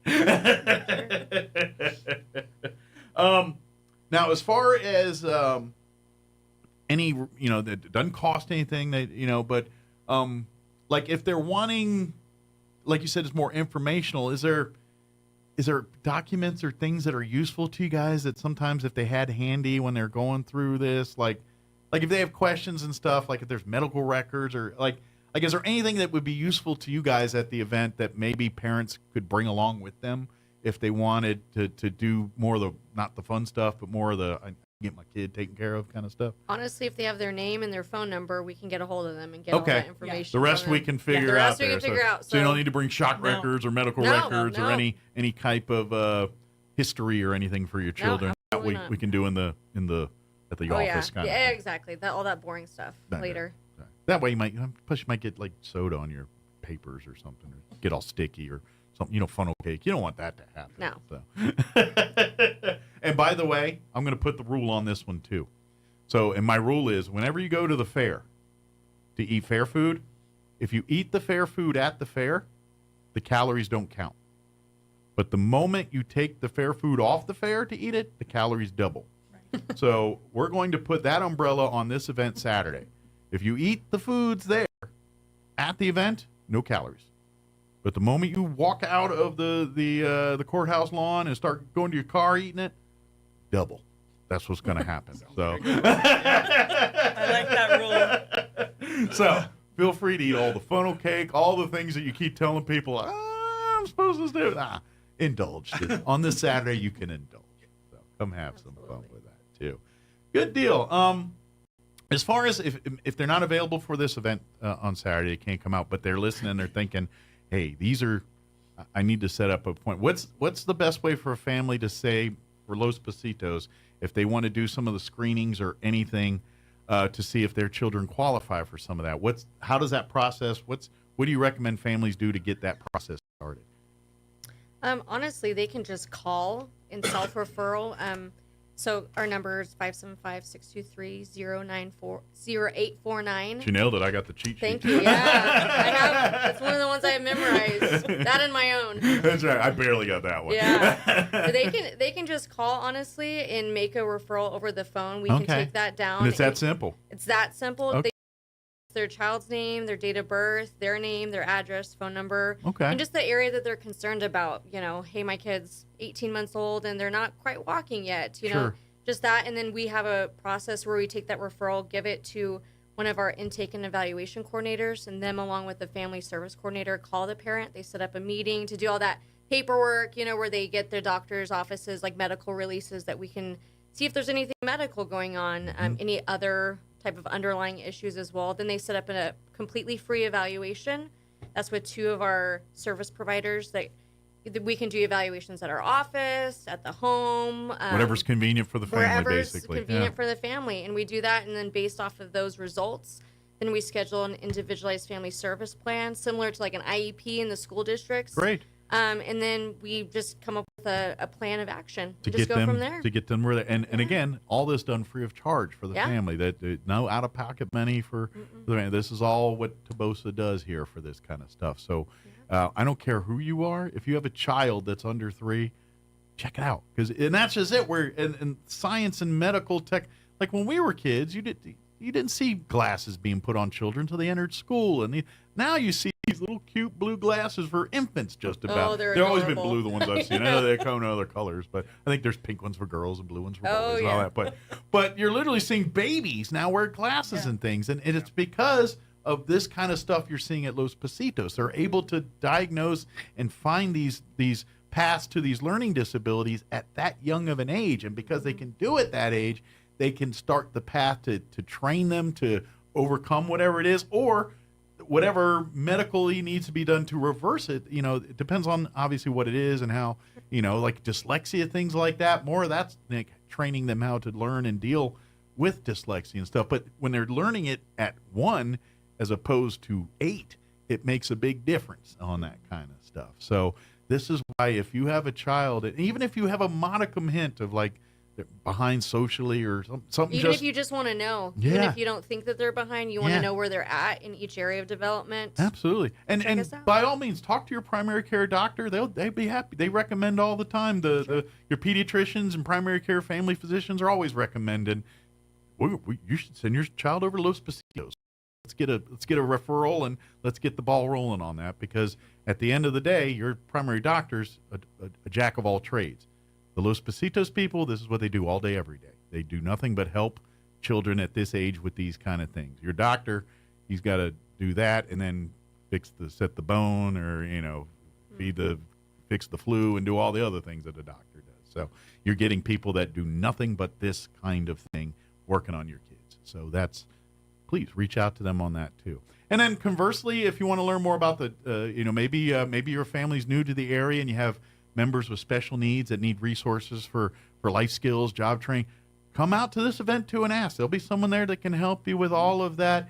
And and I know I will tell you this: this group of people did yeoman's work during COVID, when COVID hit this town, and all of your job had to keep going, even though everything you do goes against the things that COVID was kind of talking about but at the same time, you can't do what you guys do unless you're there, interacting, talking, hugging, that's the job.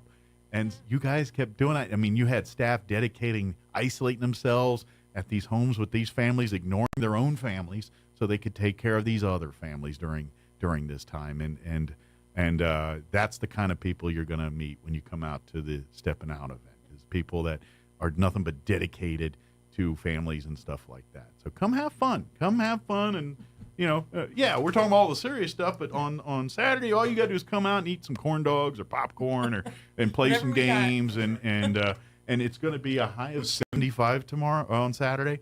So perfect weather. Come on. It's a beautiful day to be hanging out in the courthouse on. You get, even when you're done eating, go find a tree or something to lean up against and let that all settle while the kids are running around. I mean, the free calories. If you let them digest there, you get lose weight, I think. Yeah, it's reversed. It reverses itself. Yeah. Absolutely here, but definitely. And of course, if you have any questions about anything, you can always call 575-623-0849. Tobosa.org is Tobosa Developmental Services website. If you've bookmarked the old one, you're going to need to change it because if you go to the old one, you're not going to get the latest information and things there. But Tobosa.org, you can always Google search it too if you want. Tobosa Developmental Services has also Facebook and all that. So if you're a Facebook user, shoot a message. I think there's a Los Pasitos one and a Tobosa. Tobosa, and we have a Little Steps. The Little Steps Daycare Center too, which if you want to learn more about fees and the program and all involved there, come on out to the event on Saturday. There'll be people to tell you about Little Steps too, and I bet you can even see some of that in action and see some of the activities and things that they do during the day and all that kind of stuff, so you really understand, why Little Steps is different than just a typical daycare center kind of thing.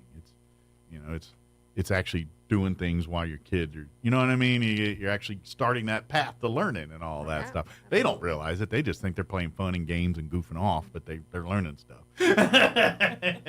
But that's what Little Steps does. You can learn all that too. But please go to Tobosa.org. You can sit down and read all of the things we're talking about and probably some things I forgot to talk about too there. And then just make a plan to come on out this Saturday, 1 to 4 p.m., right here downtown at the Chaves County Courthouse lawn. It's completely free. All you gotta bring is yourselves and money to get a burger at the food truck or some cotton candy or whatever you're into, and just come out and could win some free stuff. It's gonna be entertainment. There's gonna be live drawings that you kind of just have to be in the right place at the right time for, so just kind of meander and linger around. You never know, you might be one of the ones that pops in and wins one of these great prizes or anything too. And then of course, if you have questions, if you're there to work and want information, that's also there too. If you're like, I don't want to eat games and stuff, I want to get my kids set up, we'll make sure that gets happened too. That's all. And then please, if you're now, let me ask: is there room for more nonprofits if they just found out about it, or are we pretty full at the courthouse lawn? No, absolutely. Okay. Take more. So if any other nonprofit groups that are listening and are saying, you know what, we'd probably be pretty good to have a thing to talk about our organization out there, please reach out, especially if you work with youth. If you have an organization that works a lot with youth, I bet you're going to find a lot of people that can that probably into what you're into on that. So reach out, call this number and call the same number here, and of course Michelle will probably be the one. Nicole would be the go-to for that. You'll get Nicole on that one. Okay. Yeah. If you get Kurt, just say, "Excuse me, Mr. CEO, can I talk to Nicole?" But call 575-623-0849. And get, or go to Tobosa.org. You'll find that number there if you can't remember the name, that information too, or one of the Facebook pages. They'll shoot out there too. Good deal. Is there anything we wanted to share? Anything we wanted to cover that I spaced over, or just got to talk about nachos or something instead? Does happen from time to time. But I think we're good, Mike. good deal. Well, come on out. If you have any questions about anything we talked about, the event on Saturday, or just want to learn more about the services and opportunities through Tobosa Developmental Services or Los Pasitos or Little Steps or any of the umbrella that is Tobosa Developmental Services, 575-623-0849. Go to Tobosa.org or go look for Tobosa Developmental Services or Los Pasitos, Pasitos, LOS space, if you need to look that up too. So either way, good deal. Well, thank you guys. Thank you. Thank you. We'll see y'all next time. And, all right. Even if we don't have an event coming up, we just want to say, hey, this is what we do. Reach out to us or Or maybe we've got some families that want to share their success. That would be I know we get to deal with privacy and all that. But if there's a family out there that want to sing the praises and say, look, my child had some issues, and now my child is not only above average, normal, but is above average and thriving in school, and this was why. That's we'd love to, because those are the best stories in the world when you see. And I imagine for you guys, this is why you do it every day. The days you're working long hours, you're gonna be sitting out here Saturday 4 o'clock, sweating and hot, and you're like, oh, I'm tired. But the day that the light bulb moment happens, where that kid it just all makes sense all of a sudden. That's the win, and that's when you're sitting out here sweating, it's worth it when that happens. Absolutely. Be good. Thank you guys. Appreciate it. Thank you. All right, it is 9:40. Let's pause for local news and weather and a quick break. Wall Street business up there too. I haven't looked at numbers today, so it could be good, could be bad. Who knows? But we'll play them. Here we go. Don't go away. State police have been called in to investigate exactly what happened. At this point, we know that no officers were injured in the ordeal. Public access to the complex was closed for hours on Thursday. We're told the shooting happened outside the building. However, state police are not saying whether the 2 injured people were shot by an officer or each other. Any other details are not known. The Eastern New Mexico University Chamber Choir will undertake a 4-day tour in southern New Mexico beginning October 22nd. The repertoire for this year's tour includes music by composers such as Zelenka, Gallus, Giejo, Pissarro, Timming, Wagner, Forrest, and Kirchner. Morgan Gallegos will be featured as a student conductor. Dr. Jisuk Park will accompany the ensemble. All performances are free and open to the public. You're up to date. I'm Jared Cirillo reporting. With the Wall Street Business Report, I'm Rich Thomason. J.P. Morgan Chase's third quarter profit soared 35% from last year, fueled by a rapid rise in interest rates. However, the bank CEO Jamie Dimon issuing a sobering statement about the current state of world affairs and economic instability. He says it's at its most dangerous time that the world has seen in decades. After clearing UK regulatory hurdles, Microsoft has closed on a $69 billion deal to buy Call of Duty maker Activision Blizzard. It is one of the most expensive tech acquisitions in history. It could have repercussions across the video game industry. Ford recalling more than 238,000 Explorers in the U.S. A rear axle bolt can fail, potentially causing a loss of drive power or allowing the SUVs to roll away while in park. Owners to be notified by letter beginning November 6th. For the Wall Street Business Report, I'm Rich Thomason.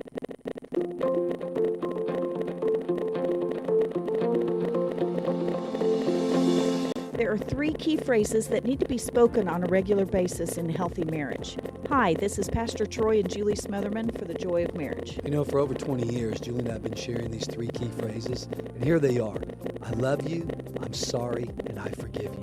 Ephesians 4:32 says, be kind and compassionate to one another, forgiving each other, just as in Christ, God forgave you. You know, it's so easy to expect others to love us, to say I'm sorry, to forgive us. But you know, it's really a gift that we give each other. You know, the Bible teaches us we sow and we reap. Sow into your spouse, I love you, I forgive you, I'm sorry. And then you'll reap a harvest in return. Someone has to start the process. Let that be you today so you can really enjoy your marriage.